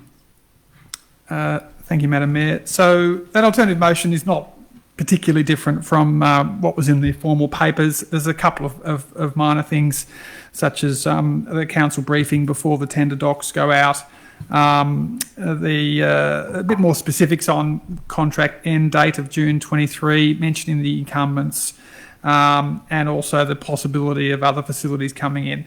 I think it is important to spell out some of the history here. Aqua Arena was managed for many years by Manningham YMCA, which was its own incorporated entity just focused on Manningham. I do remember one time 10, 12, 14 years ago where we put it out to tender and there was no other bidder apart from the Y. And then subsequently, I think 5 years ago, it went to competitive tender and the management was moved across to Belgravia, which is, along with the Y, is the largest operator in the market. And Belgravia's managed Aqua Arena for the last 4 years. On the question of our highball facilities, and we own, the 12 main basketball courts / netball courts we own are the 5 at Mullum, the 3 at Sheehan's Road, the 2 at Leeds Street, Doncaster, the 2 at Templestowe Leisure Centre, and there's a couple of smaller school courts which are in the YMCA contract. Now, these used to be run by the Manningham Recreation Association, which was a sort of a small not-for-profit, community-run, volunteer-focused organisation that we nurtured and supported for many years. And then it went to tender in 2012 and was won by the Y. And when Mullum opened, there was another tender. So there's actually 2 contracts that the Y have managing our stable of highball. And so I think it's a really excellent recommendation from the officers to take the opportunity to bring these 2 large, substantial recreational contracts together and to test the market. There have been refreshing new entrants into the market. We could potentially get 4 or 5 bids, not the old model of put it out to tender and only the incumbent bids. So from a best value point of view and good procurement and good practice, important to test the market with quality operators, potential quality new entrants, bundle it up to get the scale benefit of a whole of Manningham approach to leisure. Imagine the sort of the membership that covers classes in highball facilities plus operations and programs in swimming at the leisure centre. And we've mentioned specifically the opportunity to add other contracts in if East Doncaster Secondary College or Doncaster Secondary College decide they want to come and join Templestowe Heights Primary School and Park Orchards and Anderson Creek in that joint use agreement, then that's something they could choose to do at some point. So I'm looking forward to seeing the detail of the tender. I thank the officers for their wise counsel on the wording of this alternative motion. I think it's very clear what council is doing. It's transparent. It's good governance. I thank the Y and the Belgravia for their service over many years. Look forward to them competing ferociously for the honour and the privilege of being potentially the large major provider, but also, as we note in the motion, we may choose to keep them separate and we are specifically asking all bidders to price separately highball and Aquarina, and then we can choose to put them together or we can choose to retain them as separate. There's good flexibility in the way that we are setting this ship sailing with this vote tonight. Thank you, Councillor Main. Councillor Del Monte. Thank you, Mayor. So, Councillor Stephen Main described the intent of the contract really well. I just wanted to add that I too think it's a great initiative from the council officers, and I love the perspective of looking at community sport and recreation service provision as a whole. So rather than be limited by the four walls of various facilities, we're actually looking at the provision of services across Manningham and have them provided by perhaps a single provider, meeting the outcomes for the community. And that's what I love about this. It's looking at it as a service across the community, different facilities to provide different sport and recreation, but it's got those outcomes which I really, really like. So I also want to commend the officers for the thinking behind this. Speakers against? Councillor Lightbody. Yes. I would like to speak against this motion because I think that we have highlighted in our report a number of key priority areas, including getting best value for the community and also including activities based in our parks and recreation centres that are outside of our leisure centres. And I think in terms of best value for the community, a public service like our aquatics and recreation services would be better managed by the public and by the council rather than through private providers that could potentially be for profit, which also has the potential to encourage poorer service on the other hand of increased profits, cost savings. And I think if we really want to encourage the blending of sports and recreation between our centres and our open spaces and parks and things, the best place to manage that would be alongside the management of our parks and recreation services, and that would be inside council to provide better communications and better access between different offices in different departments. And that's why I'm going to speak against this motion. Thank you, Councillor Lightbody. Any speakers for? Councillor Lang. Thank you, Madam Mayor. I just wanted to speak for the motion, and it was probably to go along the same lines as the things that Councillor Lightbody highlighted, which I found in the report highlighted, that the actual agreed principles for this tender going out would underpin the future service, and that would be that number one, community benefit is of high importance. Number two, that there is financial performance that is to be considered and any surplus to be reinvested back into the services and the facility improvements. Number three, that the asset management and presentation be of high importance. And number four, that customer service be safe and welcoming environments as a high importance. And because they are principles that underpin that service and would be in the provision, that's why I would be for the council recommendation. It also was noted in the recommendation that be noted that if the provider is not found through this tender process, we will look to bring forward an alternative process for the management of the leisure services. So that's not out either. Therefore, I support the officer's recommendation. Thank you. Thank you. Any other speakers against? Any other speakers? Did you want to close, Councillor Main? Just briefly to pick up on Councillor Lightbody's advocacy for bringing these services in-house. I think for those councils that had particularly aquatic centres in-house during COVID, they didn't get JobKeeper and they lost millions. So Maroondah down over 10 million from all their in-house managed sport and rec facilities. We have an outsourced model. I mean, we're not going to bring waste back in like the inner city lefties at Yarra and Darebin do, still employing all their own waste, garbage truck drivers. I think that we're not going to hire, in my mind, hire another 100 staff to start running Aquarina. would be a very big endeavour, and we'd be needing to start putting seven-figure sums in the budget tonight, getting ready for that. Now, this option does not preclude an in-house solution for some or all of these assets. If the tenders are not competitive, it may, on a best value point of view, lead to a partial in-house solution. But I just warn that there can be substantial costs and risks. Knox is running 32 kinders. They hire all the staff. It's costing them a fortune. Our kinders are run by communities, our volunteer communities. We do all our parks and gardens in-house, whereas City of Melbourne and many councils have got outside international providers doing it. And I say for-profit is not evil. CSL makes a profit and they save lives with vaccine. I don't think we should besmirch anyone who's out there innovating and offering a good service just because they might be motivated by profit. Profit often leads to innovation and competition, and so I think that we should stick with what we know and let competition deliver great value outcomes. But we've always got the other option in the back pocket if the market doesn't deliver. Thank you, Councillor. Let's put that to a Can vote. I please ask a question?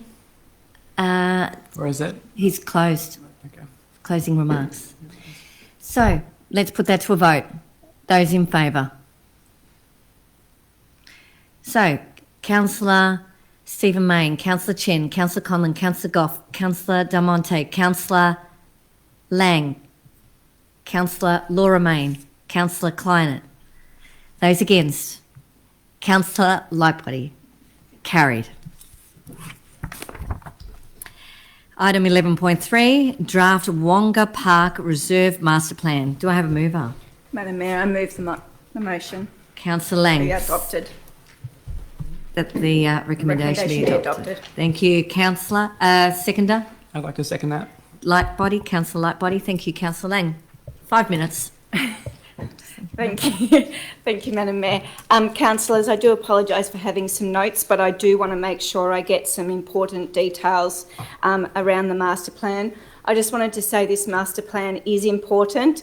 It identifies current needs for the Wonga Park Reserve.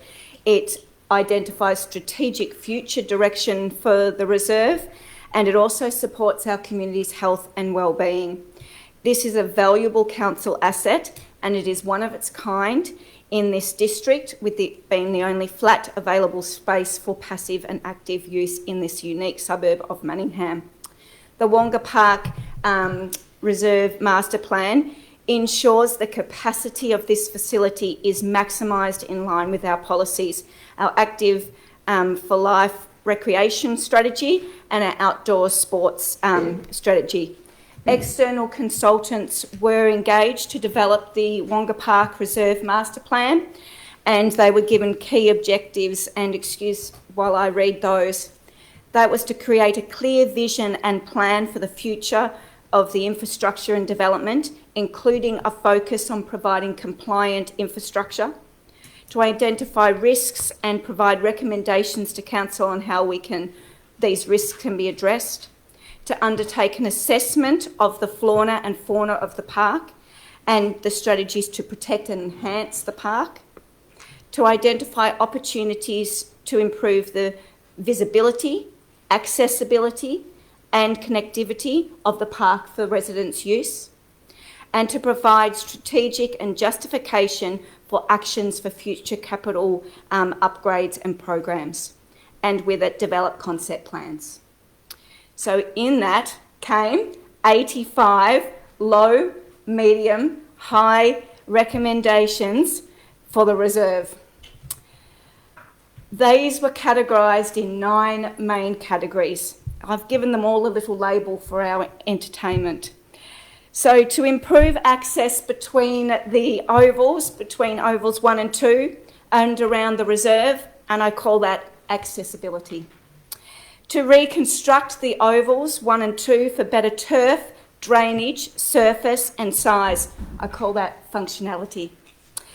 To expand the pavilions and to make satellite facilities to be able to support the oval, the netball courts and the bike jumps, I call that gender equality. to trim and remove the encroached vegetation and around the courts. I call that visibility. And to plant and to look at the management of our vegetation and fauna, I call that sustainability. And then to upgrade and improve the play areas and to the halls and trails around the bike jumps, and to investigate traffic management to improve Old Yarra Road, I call that safety. In those, there was significant community consultation to undertake for this master plan. And that was with our Wonga Park sports clubs that consisted with the Wonga Park Cricket Club, the Wonga Park Netball Club, the Wonga Park Wizards Soccer Club, and the Wonga Park Tennis Club, as well as going out to the residents and the community who use that reserve and who live around that reserve. The draft master plan also focused on protecting, enhancing and maintaining the significant vegetation in the area. But importantly now, we are looking for further engagement of this draft master plan, and then in the future looking for endorsement. I encourage the Wonga Park community and all the users to review and engage in the consultation process in a medium that is available to them, as there are many mediums available. And then this draft master plan can incorporate this community feedback on all of the 85 suggested recommendations. I actually loved this draft master plan, and I wanted to highlight a difference that I thought it had about it that I haven't seen before, that it went into the history of each key stakeholder. It emphasised just how many wonderful sports clubs we have, and it also went into our Warrandyte Hall, Wonga Park Hall, our Wonga Park Community Centre, our maternal and child health service, and our occasional care. Time. To sum it up, I encourage Council to adopt the motion for it to go out to community consultation and then come back, because this is a rare facility and one of its kind in the area. Thank you. Thank you, Councillor Lang. Councillor Lightbody. Thank you. I won't go into any more detail about the plan because Councillor Lang was very thorough in her explanation of the plan. But I think this has been a really good process. I remember in the early days of our council term, we were approached by the Wonga Park community with their own version of a draft master plan, and that sort of initiated the conversations among us and among the officers that has led to the further engagement and development of this draft Wonga Park master plan. And it's 85 actions totaling $6.8 million in potential investment.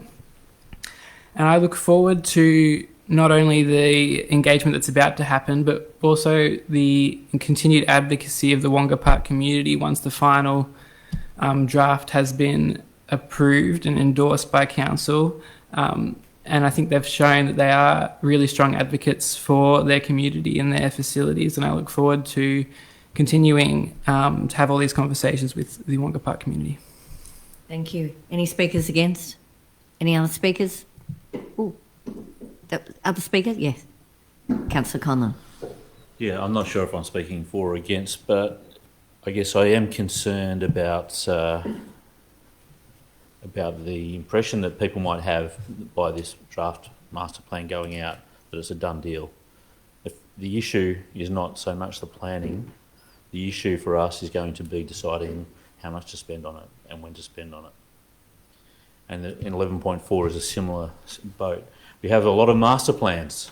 We have old master plans. We have 20, 30-year-old master plans, I think, and some of them are still being worked on.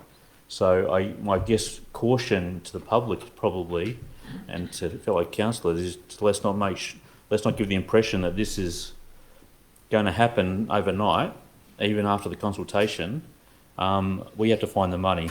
Personally, I think that we should be focusing on the core infrastructure of our municipality before, I guess, extravagant spending on various sporting facilities where they aren't paying their way essentially. So that is my caution. Thank you. Thank you, Councillor Conlon. Speakers for? Councillor Stephen Mayne. I wasn't going to speak, but having heard the previous speaker, I just want to make You the have point 2 minutes. that we made a decision in last year's budget to increase our annual capital works spend by $10 million a year, from broadly 45 million to 55 million. So we've created a substantial commitment of a funding stream for capital works, and we have just come to the end of some heavy investment in sport, whether it was the 21.4 million we spent on Aquarina, or the 20 million we spent on Mullum, or the 11 million we spent on Petties.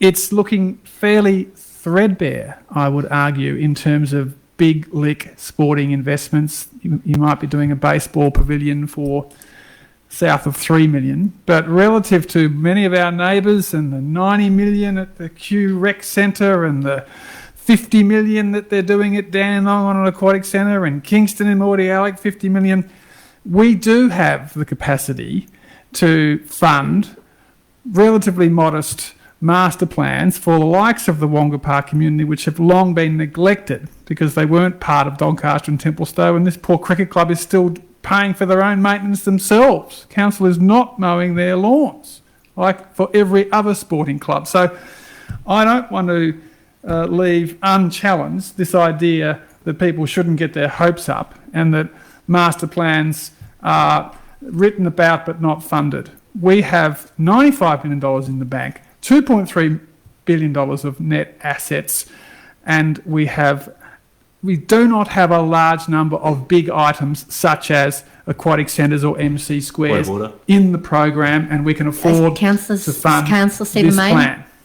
Councillor Conlon, what's your point of order? I believe the statement that we have $95 million in the bank is misleading, on the basis that a lot of that is reserved, and it's not just available cash that we can just splash around. Thank you, Councillor Conlon. I will accept that point of order. Thank you, Councillor Stephen Mayne. You have 12 seconds. You're done. Just thought I'd give you a little bit of rope. Okay. Speakers against? Any other speakers? You would like to close, Councillor Lang? I can tell you have 2 minutes. Thank you, Madam Mayor. I do want to pick up the point that all of the 85 strategies or recommendation or suggested actions do all add up, and they do add up to a substantial amount, and it is a decision that we are going to have to make. That's why they are deliberately categorised into low, medium and high risk, so that we can then look at our budgets and look at those according to those risks and the needs, and then put those in the capital works programs in the future according to that. So yes, I do understand, thank you Councillor Conlon, that caution, but it is in the master plan as that low, medium and high for that very reason. And I will stand up for everybody being able to have accessibility, functionality and safety. Thank you. Thank you. Let's put that to a vote. Those in favour? That is unanimous. Thank you. Passed. Carried. 11.4, Don Vale Indoor Sports Centre Draft Master Plan. Do I have a mover? I'd like to move that the recommendation be adopted. Councillor Lightbody, do I have a seconder? I'd like to second the motion. Councillor Lang. Councillor Lightbody, 5 minutes. Yep. Max. I don't think I'll get there.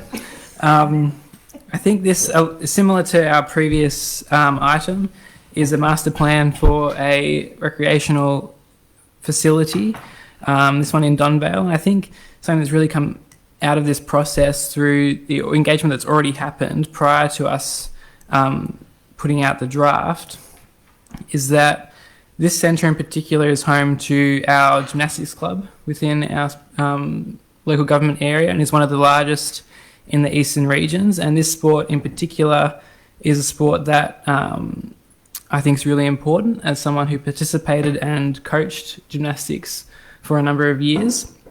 And I think it's a really important sport for both learning all your motor skills, but also because it's got one of the highest female participants out of all the sports that are available. And I think in terms of this draft master plan, we're looking at proposing expansions to the floor space of gymnastics to allow them to have more members and more or better facilities, as well as looking at the other sports that also are active in that centre, including netball as well and basketball, which also use the high ball could use the high ball facility in the disc. And I think it's also really good in that it improves accessibility to the centre through the small changes that are made to the parking and drop off and pick up areas, which I think often becomes an area of congestion, particularly around times when sports starts, but also when schools finish because of its close proximity to the adjoining high school and primary school. So I'm really excited for this draft to go out and for us to see what the community has to say further. Thank you. Thank you. Councillor Lang. Thank you, and thank you to Councillor Lightbody for the detailed description of the master plan. I just wanted to add three things, and I feel like maybe these are going to come key words out of my mouth, but the master plan shows that it is looking at inclusivity with the use of this facility. So currently, the facility is used for predominantly maybe basketball and gymnastics, but there have been the use of the facility for table tennis, and I know there has been soccer there.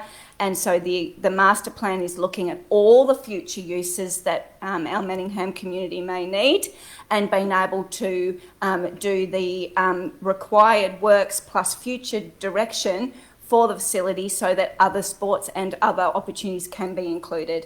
So it really does look at participation and inclusive participation, as well as then the accessibility to be able to get inside the venue and out of the venue in an emergency, and also the safety of being able to access the other parts of this area with the car parking. So I think it highlights inclusivity, accessibility and safety. Thank you. Any speakers against? Any other speakers? Let's put that to a vote. Those in favour? Unanimously carried. Thank you. Item 12, experience and capability. There are no reports. Item number 13, Chief Executive Officer. 13.1, 2022 General Valuation Return. Do I have a mover? I move the recommendation as a report. Thank you, Councillor Goff. Seconder, Councillor Stephen Mayne. Councillor Goff, you have the floor. Thank you, Madam Mayor. Every year we come around with the general valuation. A number of years ago, I think it's about 4 years now, that we haven't at council been actually providing the valuations and selling them off to the state government. The state government now probably do it the other way around and charge us, but they actually do the valuations and they come through. Now, you can see that properties in Manningham actually have increased quite substantially, and it's really the land value up to about 25% for residential land increase off the previous year. That's a great amount altogether. In fact, if you look at it along there, it is a snapshot of what the value of a house or property or land was at the 1st of January 2022. That's not to say that prior to that it was at this price or afterwards, but it's a snapshot of that particular time that is applied in the main for A, councils to work out their rating, and for B, state government to work out their land tax charges. So the state government are very important on that 25% increase, which really would go straight into their coffers with increased land tax for a lot of people. But for us, it is what we use with our formulas later on to go through and work it out. Interesting to note, there, when you read the report, you talk about recreational land, and in the next report we're going to be talking about that, but unrateable land of 458 properties that have a value of, $804 million.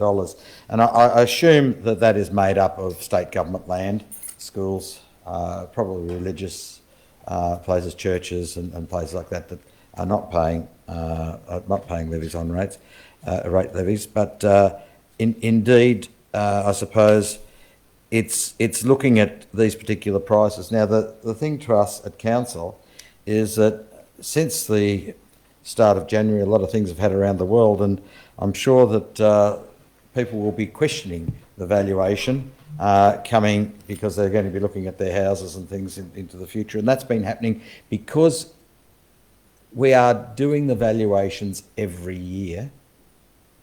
And is it every 2 years or 1 year? 1 year. Yeah. Every year. And the fluctuations, once upon a time, they were done every 2 years, and then prior to that, 3 or 4 years. And there weren't the fluctuations that our community will be experiencing in the declarations of these. It doesn't affect our council rates as much as it does affect the land taxes for people. But that's what we base it all off. So we are to note it in part of the processes, and that's what we're doing here. And it's from this declared increase and the valuations that we get from the Valuer General that we do apply our rates and charges to. Thank you. Councillor Mayne.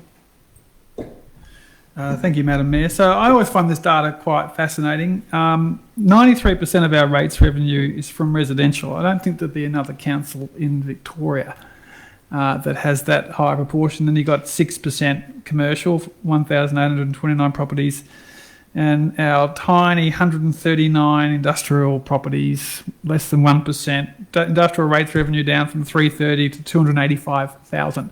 I was telling some City of Dandenong councillors this up in Canberra last week, as they were explaining that 50% of their revenue comes from industrial ratepayers, partly because they've got so many factories from Amazon down to the fact that they have a 260% differential. Now, we proudly have no differential, unlike the good burgers at Darebin, who absolutely flog Northland with a triple rate. We charge Westfield the very same 0.00148199 cents in the dollar as every other resident pays. Now, to give you an example of that, it's amazing value. You'd have to live 674 years to pay the value of your property in rates. So Westfield claims that Doncaster shopping town is worth $2.3 billion. That would mean their rate would be $3.4 million a year for 674 years to reach $2.3 billion. But I suspect their valuation from a rating point of view is below $2 billion because we tend to be on average below market. I always find it interesting to look at the different suburbs. Last year, 10 of our 12 suburbs were above an average valuation of $1 million. This year, all 12 are above $1 million. So our most expensive suburb is Park Orchards. Valuation's up 21.8% to $1.77 million. Yarra Ward tends to dominate, followed by Wonga Park up 23.3% to $1.6 million. Templestowe up 17.3% to $1.48 million. And Warrandyte up 23.5% to $1.45 million, with our most modest suburb being the small pocket of Nunawading we have, which is up from $862,000 to $1.055 million. So it is a good system that we have we treat everyone equally. It is incredible value to deliver over 100 services with such a low tax. The contrast with stamp duty and land tax, where they just grab the billions as the valuations go up, is stark indeed. We're capped. We have to keep lowering the cents in the dollar, so the average valuation's up 18% to 1.27, and we've effectively lowered our rate in the dollar, where it used to be 500 years to pay your rates in your valuation, and now it's 674 years. It's incredible value, and I just wish the community would praise the efficiency and the low tax touch of local government. Time. And that's it. Thank you. Any speakers against? Any other speakers? Let's put that to a vote. Those in favour? Unanimously carried. Item 13.2, recreational land charges in lieu of rates 2022-2023. Mover, please. Madam Mayor, I move that as on the paper. Councillor Goff, seconder. Oh, Councillor Stephen Mayne. Councillor Goff. Thank you, Madam Mayor. And again, each year we need to actually run through this in the process of rating properties. There are a number of properties around essentially in a lease agreement, they're council-owned properties, but in a lease agreement to clubs, tennis clubs, and I think there's a, what is it, a soccer, hockey club, I think it is, and some other clubs around the place, but essentially a lot of the tennis clubs around. And there's also the Yarra Valley Country Club and the Veneto Club that are always in there with recreational lands that they are using for community purposes, and what we're putting into those people. So for the clubs that are the tennis clubs and all the rest, there's a zero. We don't charge rates on those, but we are putting a nominal charge in, which would be about what they believe around the topic of what the rates would actually get if the rates were applied. But we need to do it because they're recreational lands that we're charging out there for those groups. So this comes in each year as part of our processes, and we need to declare those particular rates, the zeros for the tennis clubs and the amounts for the other clubs. Thank you, Councillor Goff. Councillor Main? Any other speakers? Let's put that to a vote. Those in favour? Unanimously carried. Thank you. 13.3, 10-year financial plan 2022 to 2031-32. Do I have a mover? Councillor. So moved. Councillor Stephen Main. Seconder. Oh, Councillor Goff. Councillor Stephen Main, you have 5 minutes. We've got the budget to come, so I certainly won't use 5 minutes. But every year we must, under the Local Government Act, update our 10-year financial plan. So we take the long-term view and just don't think about the political cycle or the 4-year forward estimates or tonight's budget. If you look through the forward estimates, it shows that we have a healthy position projected for the next 10 years. No sign of going into debt anywhere. A $550 million funding envelope for capital works with that 10 million a year increase that was mentioned earlier tonight. Interestingly, the 10-year financial report actually talks about the budget submissions, and so I'll just mention them in passing here, that we have, after a submission from the South Warrandyte Cricket Club, allocated $25,000 for the maintenance of their nets. We've brought forward the Tedajani lighting installation by a year to the 23-24 year. We appreciate Templestowe College's basketball and synthetic soccer facility, and we're going to assist them with a business case, and we thank the Scouts as well for their submission, and we're going to look at how we can collaborate with them on their storage. So when you go to travel interstate to the big local government conference, you talk to other councillors, and I was wrong when I used to say that at 90 million or 95 million we had the biggest cash balance in the country, so in the state. That's wrong. Whitehorse has 220 million. Maribyrnong has 140 million. But the difference between the likes of Knox with 80 million of debt and Burundara with 50 million of debt, we are in the top 3, 4 or 5 in the state. And the good thing about the projections in this forward estimate is that that position is not going to change. And we do have capacity to fund some of these relatively modest in the scheme of things master plans that we have been discussing tonight, because we're not going to get squeezed out by a $70 million Northcote Aquatic Centre like Darebin is doing, or some of the other $60 million arts facility that Whitehorse is doing. So we don't have a really big ticket item, which means we have the capacity to fund dozens and dozens of important but modest capital programs to improve the facilities for our community, whilst keeping rates relatively low compared to the likes of Maribyrnong and Burundara, who have much higher rates than Manningham, which has historically and creditably been a relatively low tax council. Thank you. Any speakers against? Any other speakers? Let's put that to a vote. Those in favour? Unanimously carried. Thank you, councillors. 13.4, 2022-2023 budget adoption and declaration of rates and charges. Madam Mayor, I'll move as on the paper. Thank you, Councillor Goff. Do I have a seconder? I'll second the motion, Madam Mayor. Councillor Lang, Councillor Goff. Thank you, Madam Mayor, and I'm moving the budget that has, I suppose, in essence, been out for public consultation. We've had people that have come in and made submissions to our budget for this this particular year. We've made some revisions which are outlined in the papers here tonight on behalf of input that has come in from the people. And this motion is also to declare the rate that we're going to apply to people in the upcoming 12 months. Basically, Part C is that we've the amount, where was it? I forget where I saw the amount that we were charging. The rate in the dollar, it was in here somewhere. I'm sorry about that. I can't see it here. Can anyone help me out?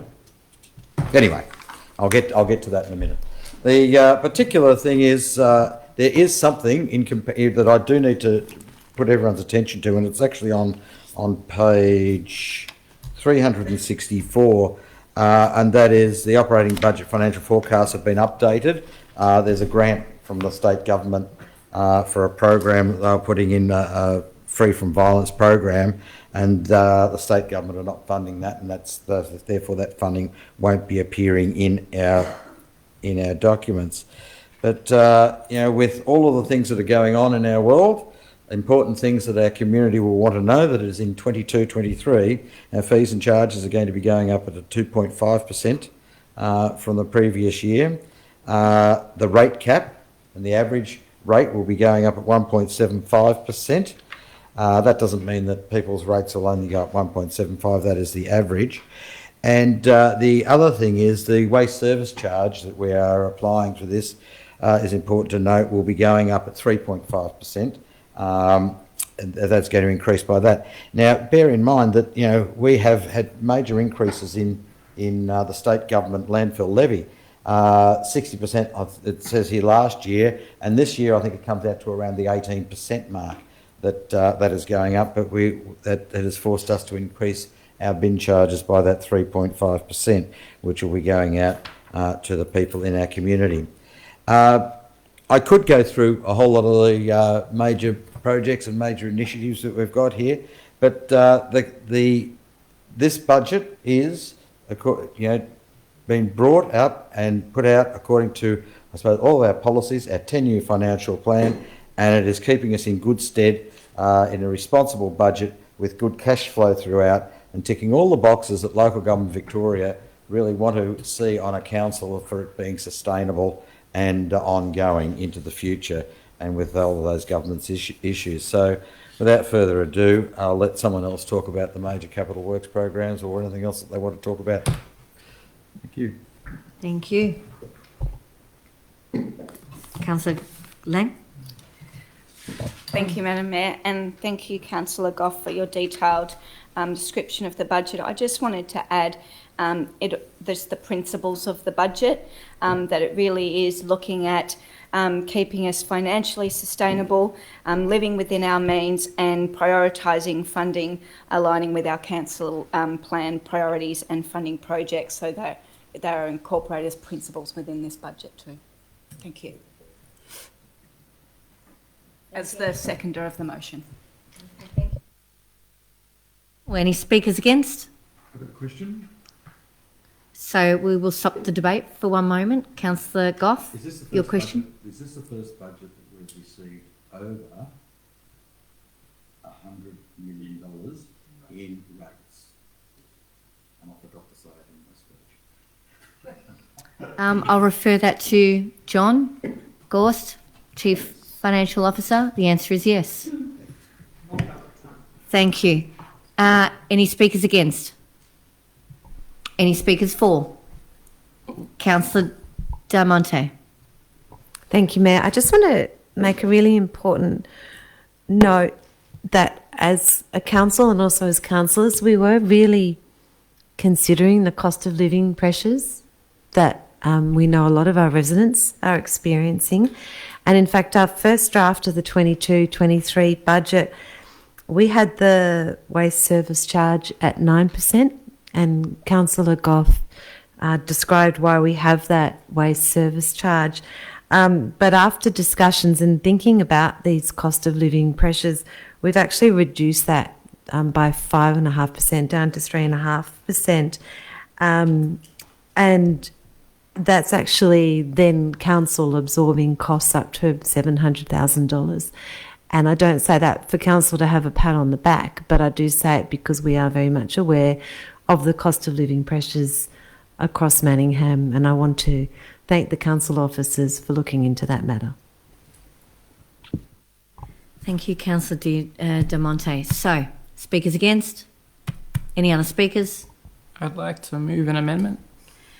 Councillor Lightbody would like to move an amendment.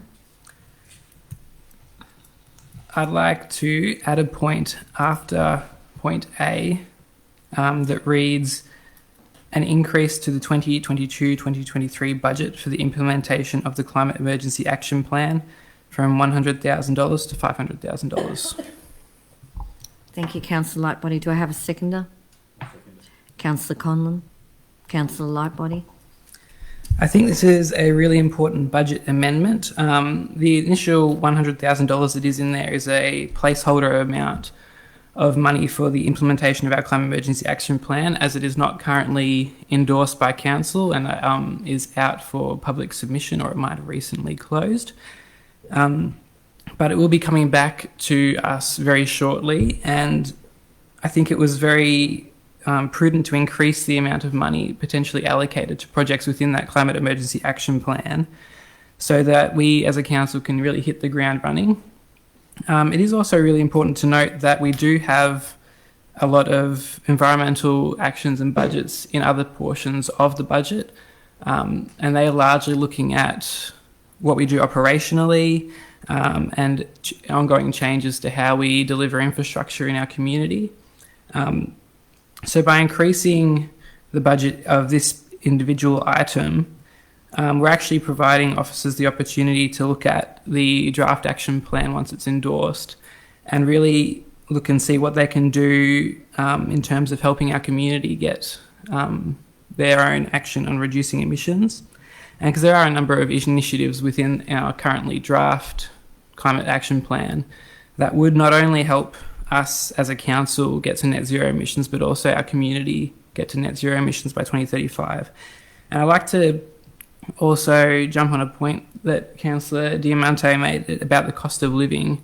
And a number of the actions that we have within our plan actually look at assisting our community in transitioning from, well, I guess not transitioning, but looking at helping them achieve solar panels on their homes, more energy efficient devices, looking at educational programs, which we already do run a number of, to help them make changes in their life.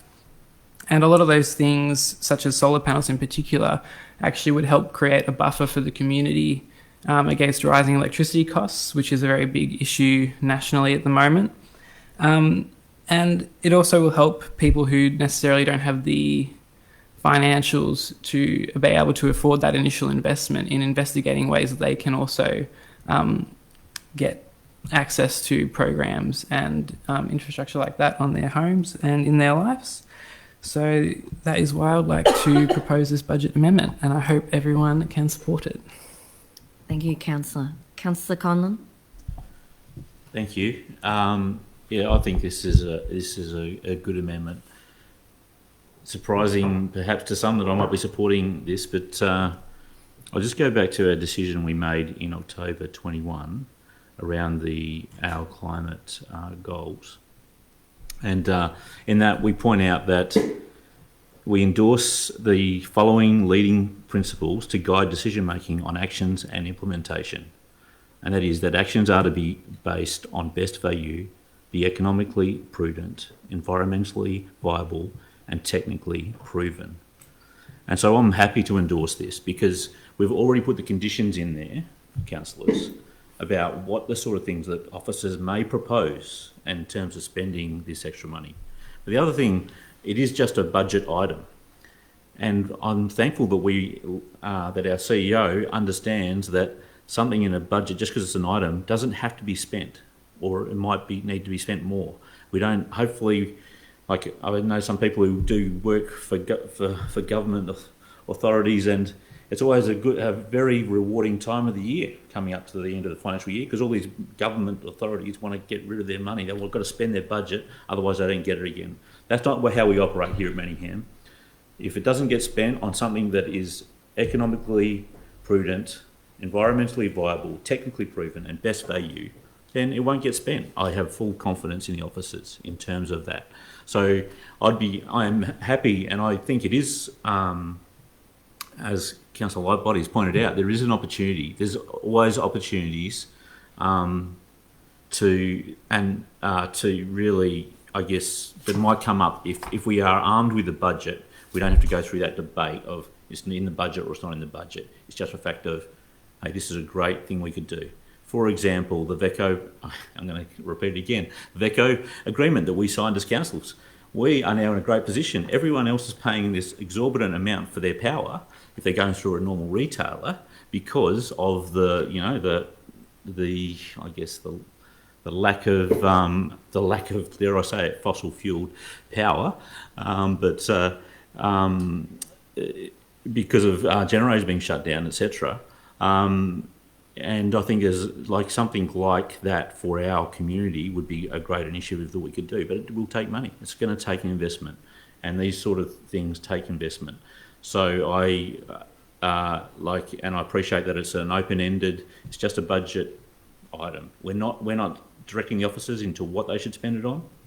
We're just saying it's there. If something comes up, let's use it. Similar to the $5 million that we had in that we'd never spent on our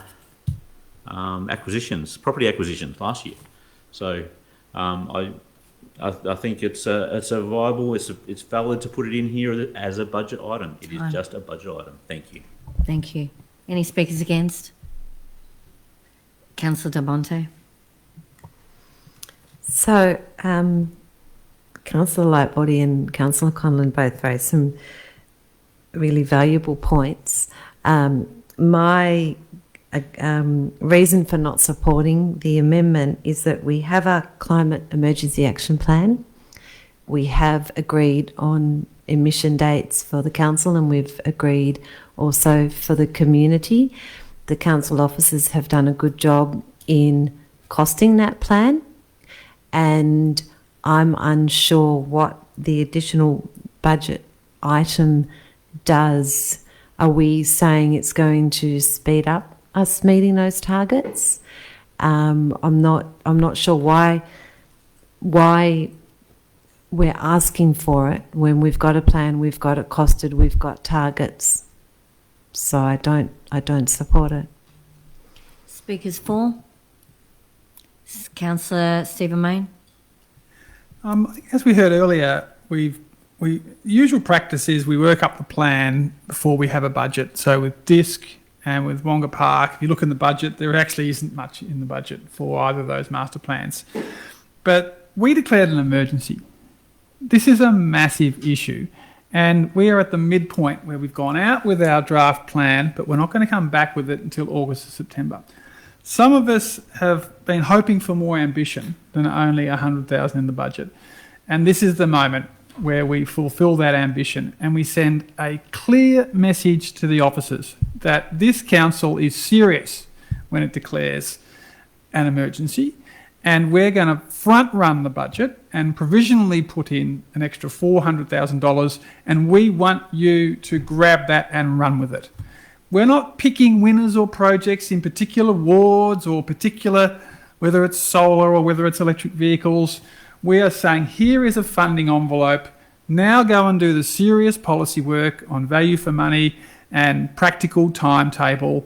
And this is, by doing it by way of amendment, I think it gives it the visibility that shows the seriousness of that unanimous declaration of emergency by the last council. And I thank Councillor Lightbody and Councillor Conlon for supporting it, and would just urge my colleagues, it's a very modest amount of money, but it will energise the officers who were so excited and were quite surprised with the declaration of emergency. It's not a particularly Manningham style of thing to do.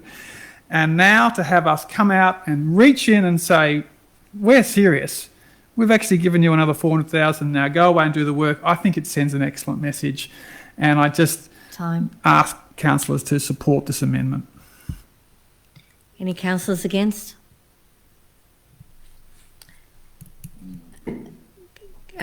Councillor Goff. Thank you, Madam Mayor. The statement that we've got a budgeted item, officers saying that, or we just want to have another 400,000 into that. Yeah, I'd like another 400,000 spent in a whole lot of areas. Particularly if we're talking about climate change, I'd like all of that 400,000 or 500,000 put into drainage, because that is our council's biggest difficulty and problem into the future. It has been our biggest thing that we've needed to have done for the past 20 years, and we've put not enough money into it over all of those years. And to actually say that, oh, I'm going to give an occasional person, here's a bit of money to get some solar panels on your roof, while the state government have dropped the tariff down from 10 cents to 5 cents an input.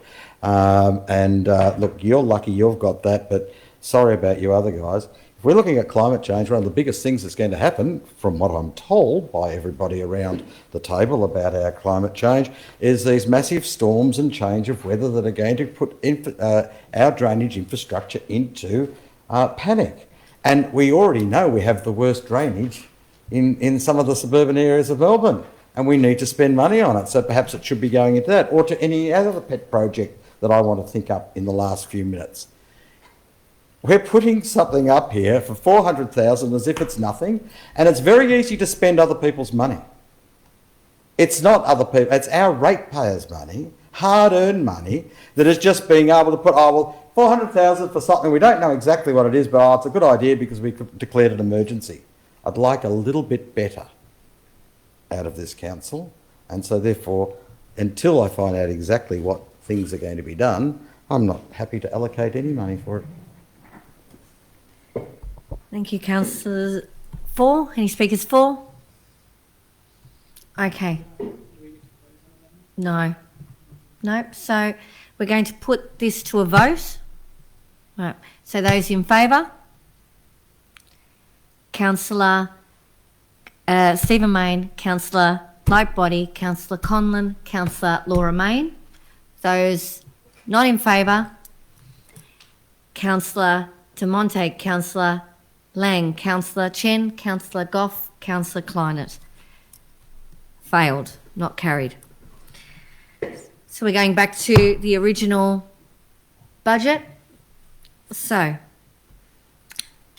Madam Mayor, Councillor Stephen Mayne. I'd like to... Oh, sorry, Councillor Laura Mayne. Thank you, Mayor. I'd just like to speak on the budget as a whole. Just pointing out some of the highlights from my perspective. I'm just double checking. Can you guys hear me well? Yes, we can. Thank you. I'll continue. So I guess some highlights from my perspective. We're putting 138 million into 100 services, capital works program 62.8 million, 50 million into major projects and implementation of our climate action plan, though maybe not as much as some of us had hoped. The budget, like a lot of our council documents, will be delivering on our council plans goals.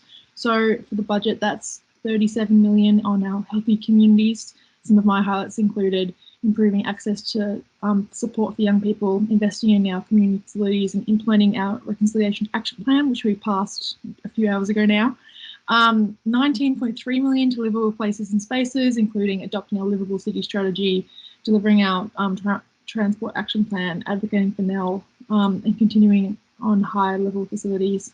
20 million resilient environment, exploring biodiversity, exploring protective measures and improving bushland maintenance, and 4 million in vibrant, prosperous economies, supporting local business, implementing our Doncaster Hill strategy, and 26 million into our well-governed council, improving communication with community, customer service, maximising public value, and the list goes on. So I'd just like to thank the officers for their work.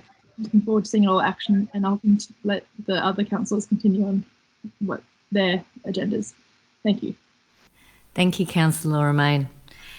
Speakers against? Any other speakers?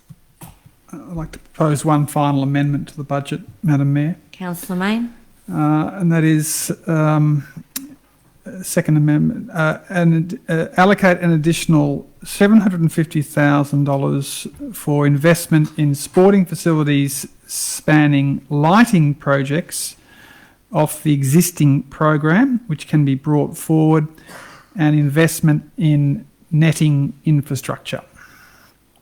Do I have a seconder? I'll second that. Councillor Lightbody, Councillor Main. Thank you, Madam Mayor. So, councillors, in 2020-21, we loudly declared we were going to spend $53 million on capital works, and we fell 11.5 million short. In the current budget, we loudly declared we were going to spend 58 million this year, and after the first 9 months of the year, we'd spent 23 million, and we're going to finish probably 14 million short. So we're going to fail to spend our capital works budget by collectively 25 million over 2 years. And this year, we're promising 64.4 million record with another big carry forward.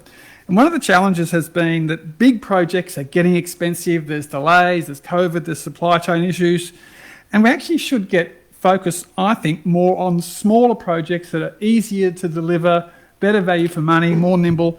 And I thought we had a very powerful submission from the Bull End Templestowe Football Club about a bring forward of their $300,000 lighting investment, which we listed for 24-25.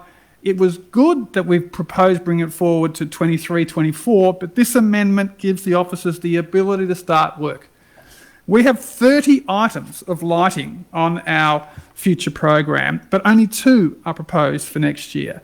So without actually saying it should be this or it should be that, on the program there is netball at Wonga Park, there is Warrandyte Footy Club. Why should they wait 5 years for improved lights at the Warrandyte Football Club? Domini, Park Orchards is also on the program, but beyond the next election. And similarly with the netting, we've had the stories of the 6 windscreens smashed at Doncaster Reserve in the last cricket season. There was a big scene with a Chinese community function that was on, their windscreen was smashed and they came into the clubhouse and the president was really quite unsafe. Has been saying for years, make these venues safe by putting up more netting. I've spoken to 4 or 5 different umpires on different grounds across all the different wards saying, why haven't you got netting behind the goals? Because there's no time on, so kids are losing valuable football time. The women's football has no time on. So people are off chasing footballs, losing minutes, when we've already got netting behind probably 8 goals, but there's another 12 goals that haven't got it. So this just provides one broad general bucket of $750,000 where the officers can look at the most needy, most worthwhile lighting or netting projects and get these highly visible projects done. It helps us deal with submissions that we've had from the community. It's an easy spend given our record of underspending capital, and we obviously have the financial capacity to do this. We are elected to govern. The officers are not elected to govern. We can reach in on budget night. People who tell you to wait till September, this is budget night. This is the night we put our hands in the air to spend $158 million. Surely we can manage one idea from this group of councillors to do something different than what the officers have prudently recommended. And I think this is an idea that will work broadly across the community, will be welcomed by the community. We've already voted down sending a message on how serious we are on climate. We have the capacity. We've got 25 million of unspent capital for 2 years.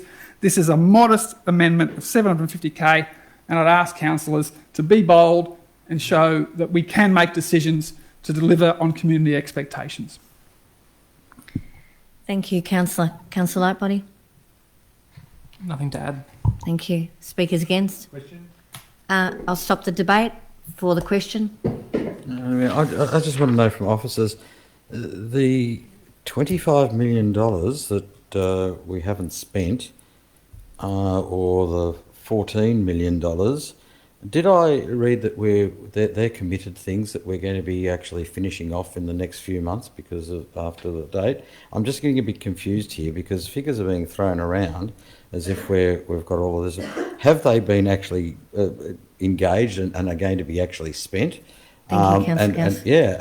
Are we going to be able to do the other? We can get your question answered through the CEO.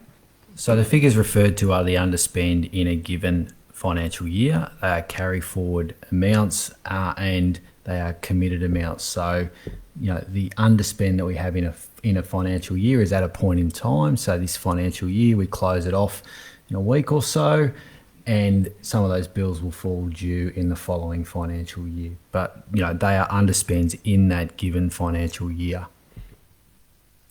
Thank you. I will begin the debate. Did you want to speak against the motion? The amendment, sorry. No. Any other speakers against? Councillor Chen. Unfortunately, I'm now in a position just say against because to me it appears to be a moral decision. If I say no, it means I'm against the sports, I'm against netball, I'm against everything. And that is a classic example of spending other people's money, because we already talked about $400K on climate change, and now we are talking about $1 million on sporting facilities. And why I have been in council for 6 years, the most message I have received is sporting. And I'm very mindful that when I go out to the community, not all people play sports. There are a lot of still very, very decent, hardworking people. Some of them are worried about cost of living. Some of them just don't care about sports. Some of them just say that all I want to do is us, performing, dancing, all those things that council has never think about us. What about us?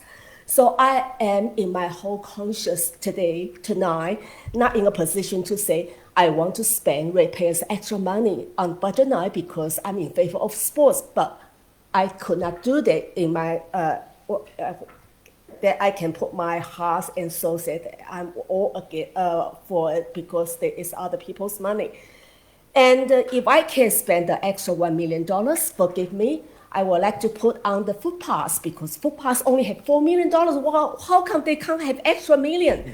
And they can benefit more people. Still, point of order, it's 750,000, not $1 million. Thank you. Point of order, accepted. 750,000. Yes, 750,000. All right. Thank you. But it is very close. And the only thing that we think about in the budget have been considered is the extension of library hours, which is only cost a very modest $154K. And I'm very conscious that they are not a capital works program, but there is a very small amount of money, but they benefit the whole community. And I always very mindful about the money spent, how many people will be benefit from the dollar we spend on. And I'm very mindful for those people who play sports. They are organized people, and they are about just 30% of all the recreational sport. Time. Would you like an extension? Yeah, I don't mind. Councillor Goff, seconded by Councillor Stephen Mayne. You have an extension. You have 2 minutes. Oh, sorry. We will go to a vote. Apologies. Vote for extension of time. Unanimously carried. Thank you, Councillor. You have 2 minutes. And sports is not the only thing we do at the community. And when we talk about the figures, and the organized sports only accounts for 30% of the people who play sports. And that include, but it doesn't account other people who actually do active exercise, such as walking or just gymnastic or anything else. So I really hope that the councillors, because we have been deliberating the budget process since November last year, and everything that we have taken in account and have gone through a lot of sections, workshops, deliberations, and I just don't like to have the idea that on the budget now, and then we suddenly have extra K and extra million here and extra K here just for extra dollars on sports or other things that we haven't actually, we have spent a lot of time deliberating it in the past several months, and there's gone through all those public consultations process, and we haven't actually gone through a lot of deliberation and just count up another $1 million, and I just honestly could not support it. Thank you. Thank you. Yeah. Thank you, Councillor Chen. Any speakers for? I have a question. I will stop debate for you to ask a question. So it's a point of clarification in this amendment. Is it 750,000 of carry forward? So, for example, the lighting infrastructure has been budgeted over future years. So is that a carry forward? And has the netting infrastructure, is that a carry forward as well? Because No, it's additional. So the netting infrastructure is additional, but the lighting is a carry forward. No, it's all additional. Councillor, it says additional. Okay. The wording says additional, Councillor. So, Councillor, are you speaking for the motion? No? Not sure. Okay, no problem. So, any speakers for the motion? Any other speakers? Question. Okay. Sorry, the amendment. Apology. Sorry, councillors. Councillors, please. Question? I'm just wondering how loose our budgets are. Have we got? I suppose 20,000 I can understand. 750,000. Is there just so much leeway in our budgets that we could actually tighten up $1 million here and $1 million there and not notice it, or are our budgets sort of coming out to be fairly tight and true? And I just get an odd feeling if we've got the odd 750, I'd like to move another motion after this, or for another $1 million or $2 million into drainage, and I don't. If that won't affect us either, then we can go higher. So basically, I'm just asking the question: what's going to give way? What is not going to happen if? I will refer that to the CEO to answer that. Yeah, effectively, it comes off your bottom line and out of your end of year result. Will that affect? Yeah, I suppose. Does that affect any of the indicators for London Government Victoria, or it's not really going to affect it? So we can keep doing this endlessly then. Yeah. Okay. Well, I'll keep going tonight then, if that's the case. If this gets up. Okay. Thank you, Councillor. Did you have a question, Councillor Conlon? Yes, question from Councillor Conlon. Yeah, I'm a little bit confused about the wording of this amendment. So my understanding was an additional 750,000 allocation for investment in sporting facilities spanning lighting projects on the existing program, which can be brought forward, and investment in netting infrastructure. Is that the wording? That's correct. So it is a bring forward. Yes. For lighting, is it new for netting? It's a bring forward from the 30 lighting projects that we were distributed that's on the plan. Yep. So we're basically saying draw down on this plan. Yep. And with netting, we haven't been given a comparable program, so I've just assumed it's a nil spend, and therefore it's a new. It's not comparable to this that we've been distributed. Thanks. Let's clarify that. Could I ask another question of officers? Yes, you may. Of officers, yes. Just in regard to the netting, I thought we did have netting. I thought we did have a program for netting, and what's the status of that? And thank you. I'll refer that through the CEO for the best person to answer that. I might refer that across to the Director of City Services, but yes, we do have a program that we can inform Council about, but I'll hand over to the Director. Councillor Conlon, thank you for your question. We actually have 4 projects where there is allocation for next financial year for netting, but they're actually it's included as part of the overall project for those projects. In addition to that, we also have additional amounts for 2 locations for netting. That has been a request through the sporting clubs that we've rated against the capital assessment criteria. So we do actually have some in the program currently, and we have a report coming to council in the next month with a proposal for other looking at future years for your consideration. okay, can I ask a question back of Councillor May? For clarity? Yeah. You may. So, Councillor May, are you proposing what proportion of this is netting and what proportion is lighting? And I assume you understood what the Director Quattrocchi mentioned? It's deliberately broad, so it can be chosen on merit, and we take the advice from the officers. So this is specifically getting away from picking venues in wards and saying this, not that. Let the officer advice flourish with a funding envelope of 750k. Thank you. Can I suggest an amendment to the amendment? Oh, you can suggest anything So that you like. my suggestion is I'll that give you we 2 just- minutes. So Yeah. we'll continue the debate, and I'll give you 2 minutes. I think it would be appropriate for it to be on the forward. I'm very in favour of bringing forward allocated budgets, future budgets, effectively, into as soon as we can possibly spend it. It doesn't make sense to me that we just hold off on the basis of budget. If it's capacity, if it's like we can't get the contractors, whatever it is, design, then there are valid reasons. But I do agree with the principle of trying to, I guess, push those projects along by bringing forward the budget for them.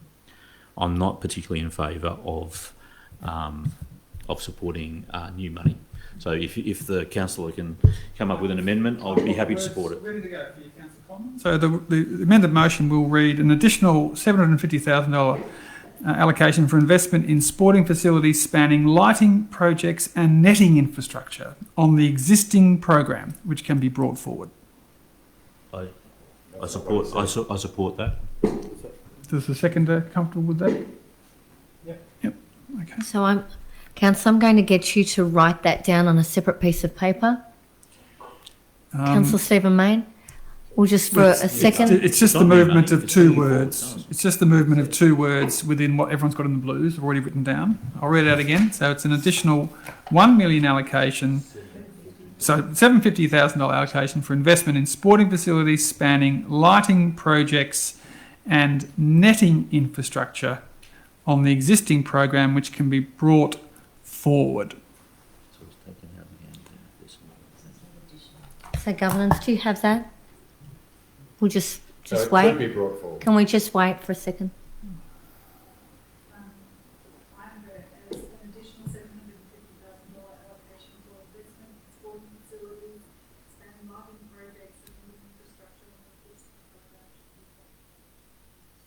Yeah, I mean, the minor challenge with that is that Okay, there aren't so- netting projects in the forward estimates that thank we can you. identify, but anyway. So that was a suggestion by Councillor Conlon. Councillor Stephen Mayne has accepted that. We've got a seconder, which is Councillor Lightbody. Okay. I'm done. Done. So, any speakers for? Any speakers against? Councillor Lang? I guess for me, this is an issue of governance and policy. And from what I have understood from all the briefings, and I may need to ask a question if I have got it incorrect, that all of our projects within Manningham, regardless of what ward they come from or sporting club they come from or any other organisation or need they come from, are ranked against the same criteria. They are prioritised according to that criteria, and a budget is allocated to meet those needs.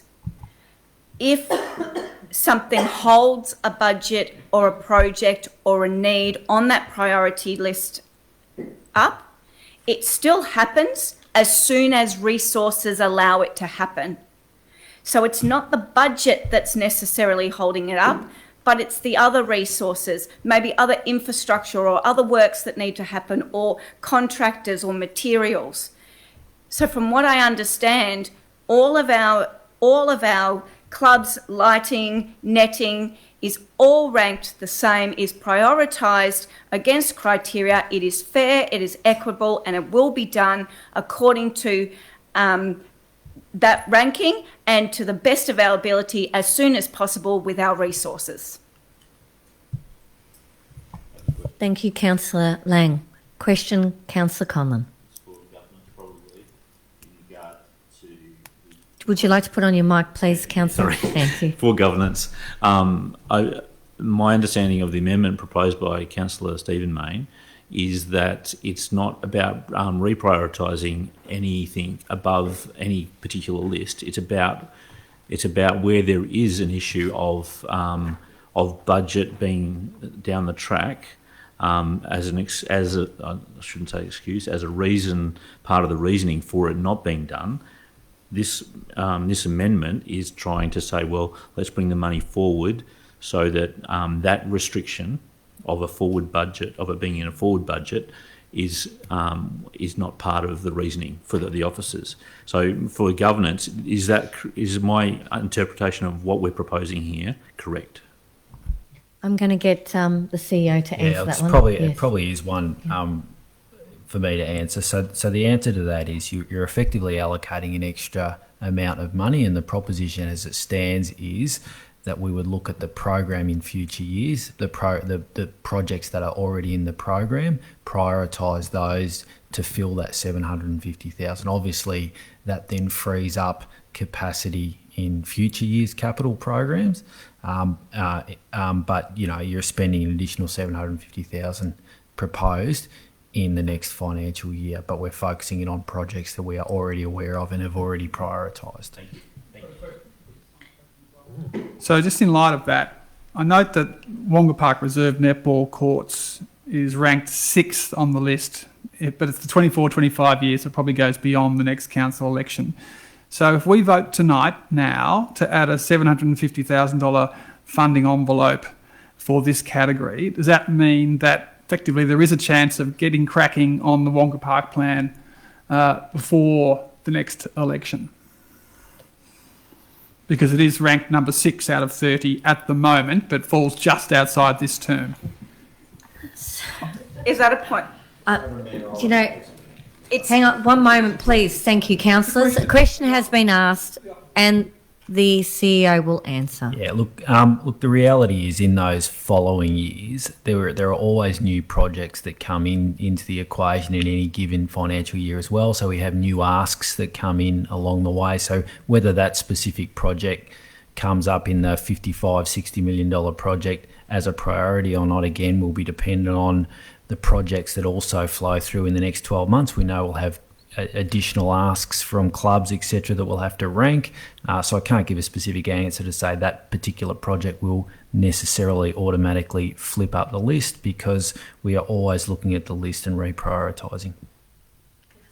Another question? Councillor Chen. Thank you, Madam Mayor. My question is, we are now tonight talking about floodlights and nets, and they are part of the capital works, and I understand that. Is there any capital works that we have planned and it is listed and we can bring forward also, and let's done a done deal tonight? For example, footpaths. And I just recently speak to our road manager. Question.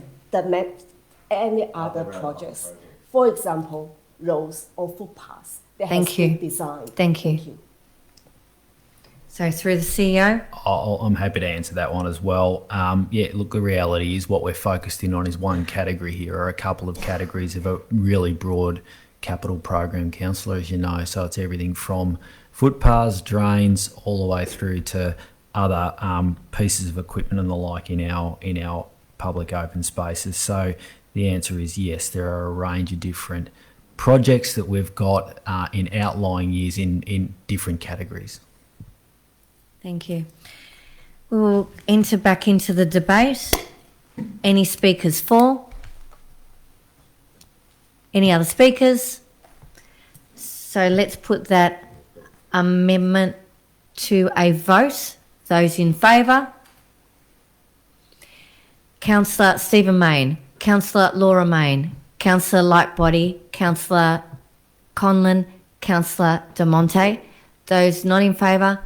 Councillor Carly Lang, Councillor Anna Chen, Councillor Goff, Councillor Kleinert. It is carried. So it's now carried. We now go back to the budget, including this amendment And I forgot who even originally.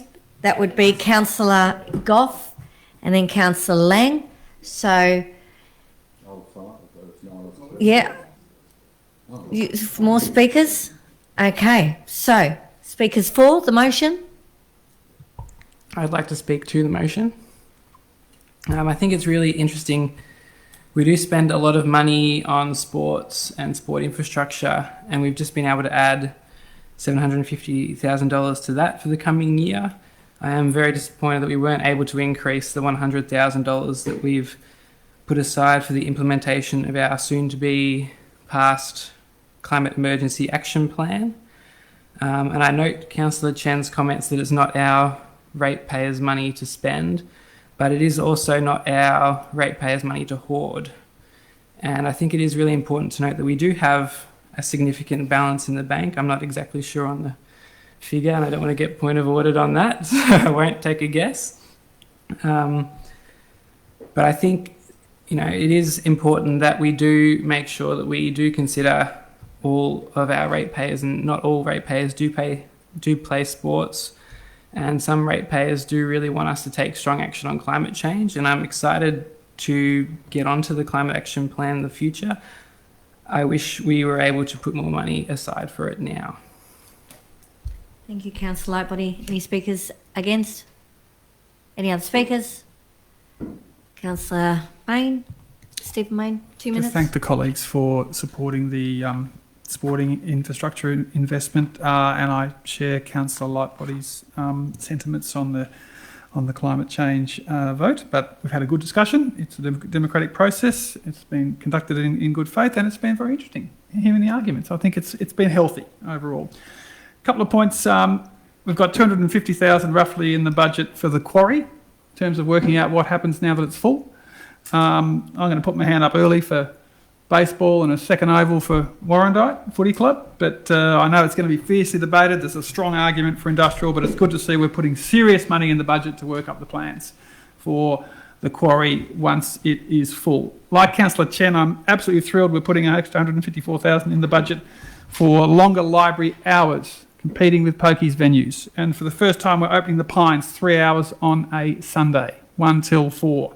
Which is fantastic. St David's Cricket Club, cricket nets, they're thrilled. That's different from netting, but I just know it's one small item in there. There has been, as Councillor Lightbody said, commentary about it's not our money to hoard. Now, councillors, tonight, those of you who've been saying, we've got to watch the dollars, we are all voting for a $3.3 million increase in rates revenue, from $96.7 million to $100 million, a record amount. If we have another big underspend of our $64.4 million capital works budget, I look forward to the amendments next year to cut the rates by 5%, to give the money back to the ratepayers. Because if you're going to put the taxes up, they haven't, I hear this all the time, what are you doing with $95 million of our money in the bank? Some of it restricted, yes, but we're very different from most councils. Knox has got $80 million of debt. So why are we putting the rates up by the maximum amount and then just building cash and voting down modest spending proposals? If we're going to be consistent, I look forward to the rate cuts, the significant rate cuts. If we haven't got any ideas for spending it, give it back to the community or don't take it off them in the first place. Time. Thank you. Done. Okay, any other speakers? Then, Councillor Goff, would you like to close? Thank you, Madam Mayor. Well, the motion now is the one with the added parts on to that particular motion, which was the extra spending there. It's been interesting to listen to this whole debate and the changing nature of the budget. For anyone listening, to think that, I'm not saying that anything we're spending it on isn't a good project to spend it on,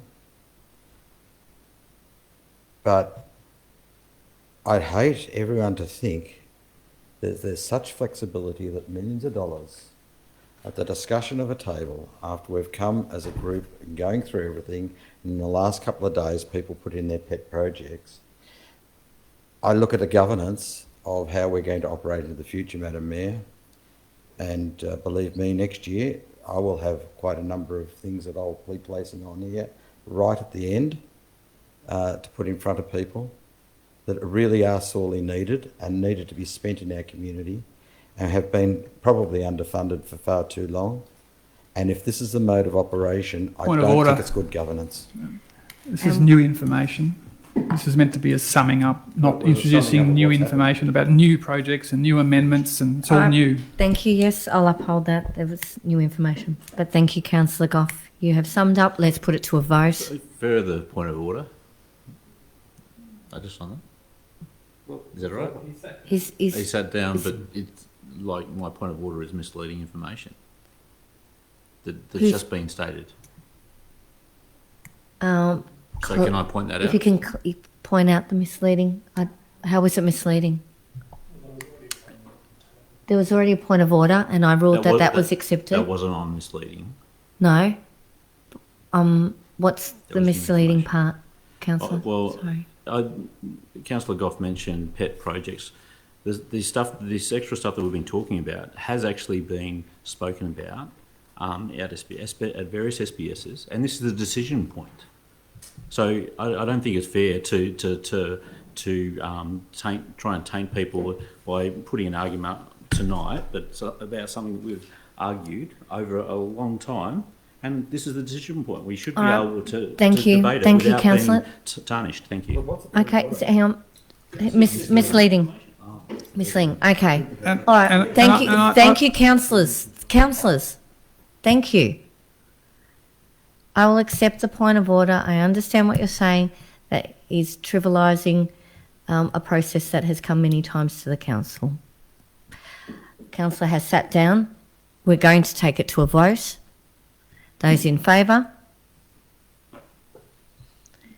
Unanimously carried. Thank you, councillors. Item 13.5, Appointment of Authorised Officer Planning and Environment Act 1987. If I can have a mover. Councillor Chen. I move that the recommendation be adopted with the addition of an instrument of appointment and authorisation under the Local Government Act 2020 and the Planning and Environment Act 1987 for Council Officer Libby Wilmot. Thank you. Do I have a seconder? Yes. Councillor Conlon. Councillor Chen. Let's put it to a vote. Those in favour? That is unanimously carried. Fabulous. 13.6, informal meetings of councillors. I move that the recommendation be adopted. Thank you, Councillor Conlon. Seconder? Councillor Laura Main. Let's put that to a vote. Those in favour? Unanimously carried. Thank you. Item 13.7, documents for sealing. Mover? Councillor Conlon. I'd like to move that the recommendation be adopted. Thank you. Seconder? Councillor De Monte. Put that to a vote. Those in favour? Unanimously carried. 14. Notices of motion. 14.1. Notice of motion. Thank you. Councillor Conlon. I'd like to declare a conflict of interest, general conflict of interest, as I'm currently trying to organise a private proposal and a community proposal to save the 9-hole golf course at Bulleen. Thank you, Councillor Conlon. You may leave. Can I ask permission to leave for the night, given that there is no yes, confidential Conlon. reports, and I'll skip this question time. Thank you. Thank you, Councillor Conlon. Good night. Councillor Goff. Can you put your mic on, please, Councillor Goff?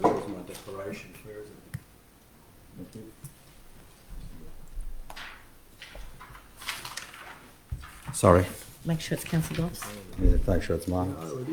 Yep. Good night. Thank you. I'd like to declare a general conflict of interest in this particular item, and it comes out of the rewritten, as last time when this issue came up, the rewritten Local Government Act, where it's very, very unclear, and I have a relationship as in I do speak to and know a former councillor colleague that was on the council with me over 10 years ago, who's associated with this particular property, and therefore from the new Government Act onwards I've been declaring this general conflict of interest, and I do so again today, and excuse myself, and Madam Mayor, if I may also do the ditto to Councillor Conlon. I bid you all a fond farewell. Thank you very much. Thank you. Thanks very much. Good evening, Councillor Goff. All right. Wait till that's vacated. No need for toilet breaks. We'll be finished shortly, councillors. Maybe. Okay. Both councillors have now left, so here we go. Item 14.1, notice of motion by Councillor Stephen Mayne, nom number 2/2022. Madam Mayor, I'll read this out because it's been modestly tweaked. Alternative motion to the papers that Council 1 notes the loss of a range of community sports options, brackets, golf, lawn bowls, squash and tennis, in Manningham due to the scheduled closure of the Yarra Valley Country Club on 30 June 2022 after 50 years of operation. 2, reaffirms its closing submission articulated at the Yarra River Bulleen Precinct Advisory Committee hearings in early 2021, which was for the Planning Minister to abandon Planning Scheme Amendment C125, which proposes rezoning the Yarra Valley Country Club site to facilitate a large residential development. 3, requests officers seek a council briefing from the Heide Museum of Modern Art on their recently articulated vision to potentially expand onto parts of the Yarra Valley Country Club site, given the impact of the North East Link on its operations. And 4, authorises the CEO to write to new Planning Minister Lizzie Blanthorne and new Creative Industries Minister Steve Dimopoulos, requesting they work together and with Council, Heide, and the owner of the Yarra Valley Country Club to ensure maximum community benefit across the entire 21 hectare site. Do I have a seconder? Councillor De Monte. Councillor Mayne. Thank you, Madam Mayor. So I guess the history of this site is that it opened in 1972 as a private endeavour. I think my parents were foundation members in 1972, having just come out from England in 1969, and used to go there for Sunday roasts and playing squash and playing tennis, and it was envisaged as similar to the Veneto Club, an English-style country club owned by the members, and they had freehold, 21 hectares of freehold on the Yarra. Unfortunately, in the 1990s, they got into strife and they went broke. And I have to say, I regret, on behalf of the councillors of the day, that they didn't nimbly jump into the $5 million property acquisitions allocation and grab the site back then. Because it went first to Mr. Harry Stamoulis, who was a local resident, very successful developer who owned it for a few years, who then sold it to Mr. Bruce Matheson, who put some pokies on the site and has been the landlord for the last perhaps decade, and has leased the site to the Carlton Footy Club, nominally for the pokies operator, and to the golfers and the bowlers and the tennis players and the nominal clubs that are there. Now, unfortunately, the lease is finishing on June 30 and the doors are being shut in 2 days' time after 50 years. Everything is being shut. And this is interesting because it's before the Planning Minister has resolved on Planning Scheme Amendment C125, where the hearings ended 15 months ago. Now, Dick Wynne, the Planning Minister, has had this on his desk for 15 months. He hasn't made a decision. He's now retired. And 2 days ago, we got a new Planning Minister, Lizzie Blanthorne. So hence the tweak to the motion to specifically write to Lizzie Blanthorne and to specifically write to the brand new Creative Industries Minister, Steve Dimopoulos, to say, very interesting what Heide is saying on the front page of The Age about having aspirations for a $70 million master plan that potentially might look at expanding onto the Yarra Valley Country Club site because they're boxed in by the North East Link. And could there be a solution there? Obviously, we heard what Councillor Conlon was saying about saving golf. There's Heidi's aspirations There's the benefit of perhaps losing the pokies. There's could council get involved? So I think the idea of a motion reiterating our opposition to a couple of hundred townhouses at 3 and 4 levels, because things like the promised 5% affordable housing allocation disappeared before the panel. It's a very large development on a very sensitive piece of land right near the Yarra and the floodplains. And I think that what Heidi is suggesting is something that could be explored, and council could very much play a facilitating role, potentially as some sort of a manager or lessee or partner. Nothing specific in the words here, but this is just to reiterate, given the shock closure in 2 days' time, the abrupt closure, very disappointed golfers and sports participants. I mean, squash. We've only got this squash in 3 sites in Manningham, the Veneto Club, the Westerfolds Centre near Melissa's, and at the Yarra Valley, and after 50 years, it's going. So no more squash at the Yarra Valley Country Club. So I hope councillors are able to support this, and this is an incredibly strategic and sensitive site. We will be owning the soccer fields next to it. And so a shame we haven't owned it for the last 20 years. I'm not suggesting we suddenly write a huge cheque. I noticed in the Age they were saying that the valuation is around 11 million, but obviously with a rezone that would be different. So first we just need a decision from the state government, and then that potentially opens up decisions. So we want the government to respect our view that this is not a planning scheme amendment that should be proceeded. As Councillor Goff mentioned, former Labor Mayor Councillor Charles Pick is a partner in the project, along with former Port Phillip Labor Mayor Darren Ray. They are the development managers. Councillor, point of order. It's irrelevant who's involved. Well, I'm just saying that in terms of the conflict of interest and the sensitivities that need to be managed, given that there's a former mayor who is the developer on this, and we need to sensitively manage the optics of this situation. And I think it's important that we be transparent. And councillor, I said just point of order, and I said just not relevant. It's not relevant. Oh, I beg to. Thank you. You have 20 seconds, councillor. So, the freehold owner of the site is the billionaire Mr. Bruce Matheson.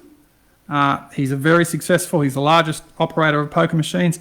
Good on Bruce Matheson for closing down the poker machines, but I hope he can be community-minded in accommodating Heidi's aspirations and the golfers and the sporting clubs' aspirations to continue community use on this site. Thank you, councillor. Councillor De Monte. Nothing to add. Any speakers against? Councillor Chen. I know it has been late, but I just found it, when I see each point in isolation, they all make sense. But if I put together and I just can't see the logic, because point 2 said that reaffirms council's position that abandoned the so-called C125. But now, point 3, we asked to discuss those things that we have already formed a position that the planning minister will approve it. So that's why we are just trying to negotiate to get the best result, get all the parties together. And point 4, would that be more important to write to the planning minister, say that please abandon C125 Manningham? And I think that will make more sense to me. So in a way, I support each point in isolation, but together I just find myself very hard to agree with the logic. So that is my point. Yeah, I just find it's very disappointing. We haven't actually made our position firm. That is abandoned altogether, and that is our position. Thank you. Thank you, Councillor Chen. Speakers for? Any other speakers? You have 2 minutes to close, councillor. Yes, so just responding to Councillor Chen. Point 2 very clearly reaffirms our position that we want the minister to abandon. The CEO is writing to the minister. I suspect the CEO, when he comes to craft this letter, will mention point 2 in this motion if it is passed tonight.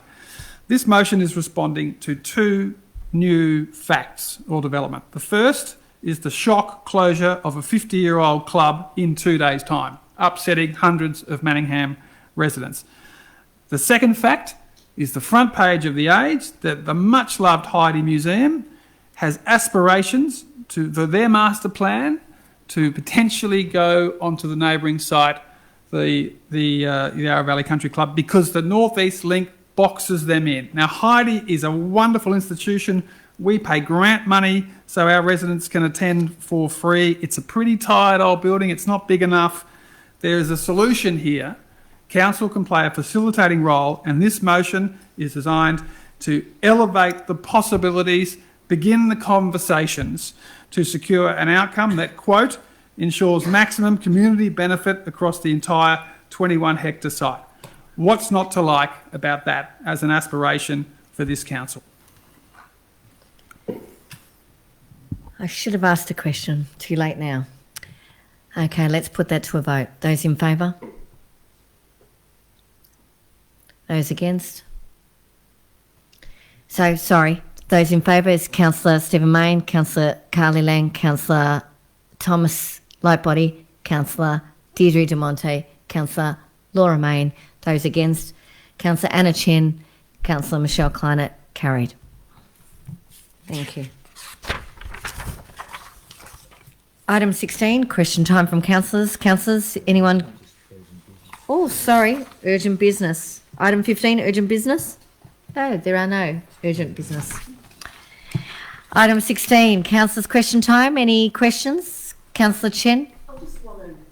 Just a report. What would you like, Councillor Chen? Please put your mic on, Councillor Chen. Yes. And just very quickly, the Metropolitan Transport Forum, and which we all know there is a local government interest group for transport in metropolitan Melbourne. Manningham Council is a member of the MTF.